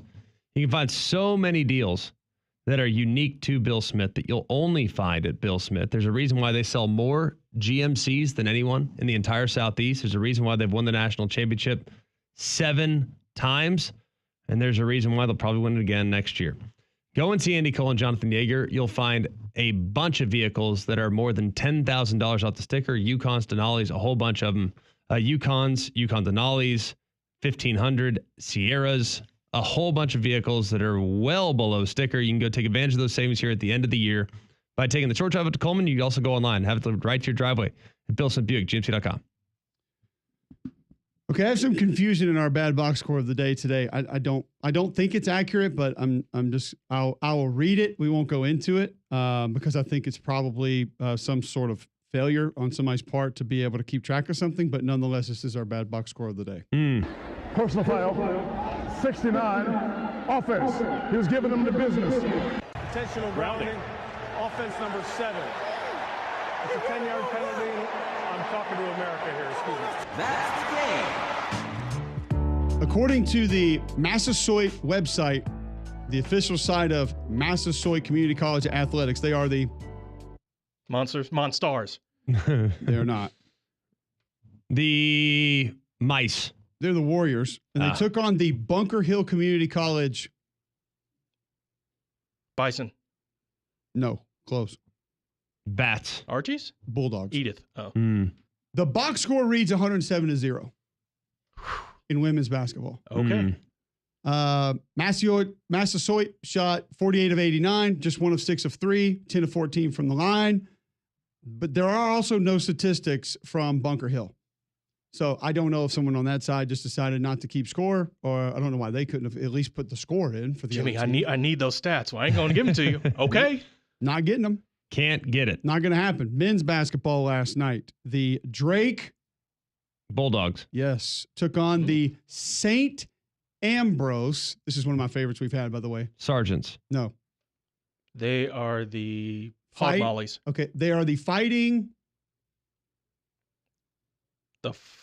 Squadron. Terrapins. Bees. Bees. The Fighting Bees? The Bees got stung like 90 to 35 last night. Yeah. Whew. Not great. Not the bee's knees. Okay. St. Ambrose shot 12 of 51 from the floor. They shot 24 threes. They made 6. They held things in check to just 19 turnovers.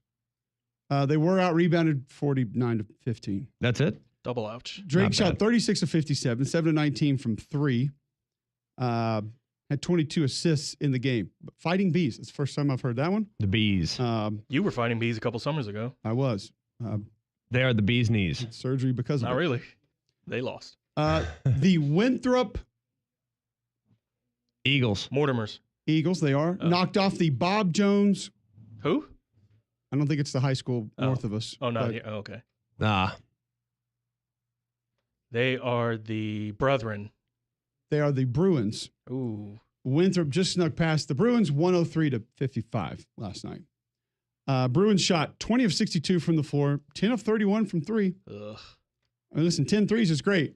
10 of 31, not great. always great. Turned it over 16 times. They were out rebounded, good Lord, 56 to 16. So no effort. Okay. They shot 20 of 62, had 8 offensive rebounds. 8. A minimal effort. 8 offensive rebounds. Just need to miss more shots. Ain't that hard? Miss more, board more. That's what I always say.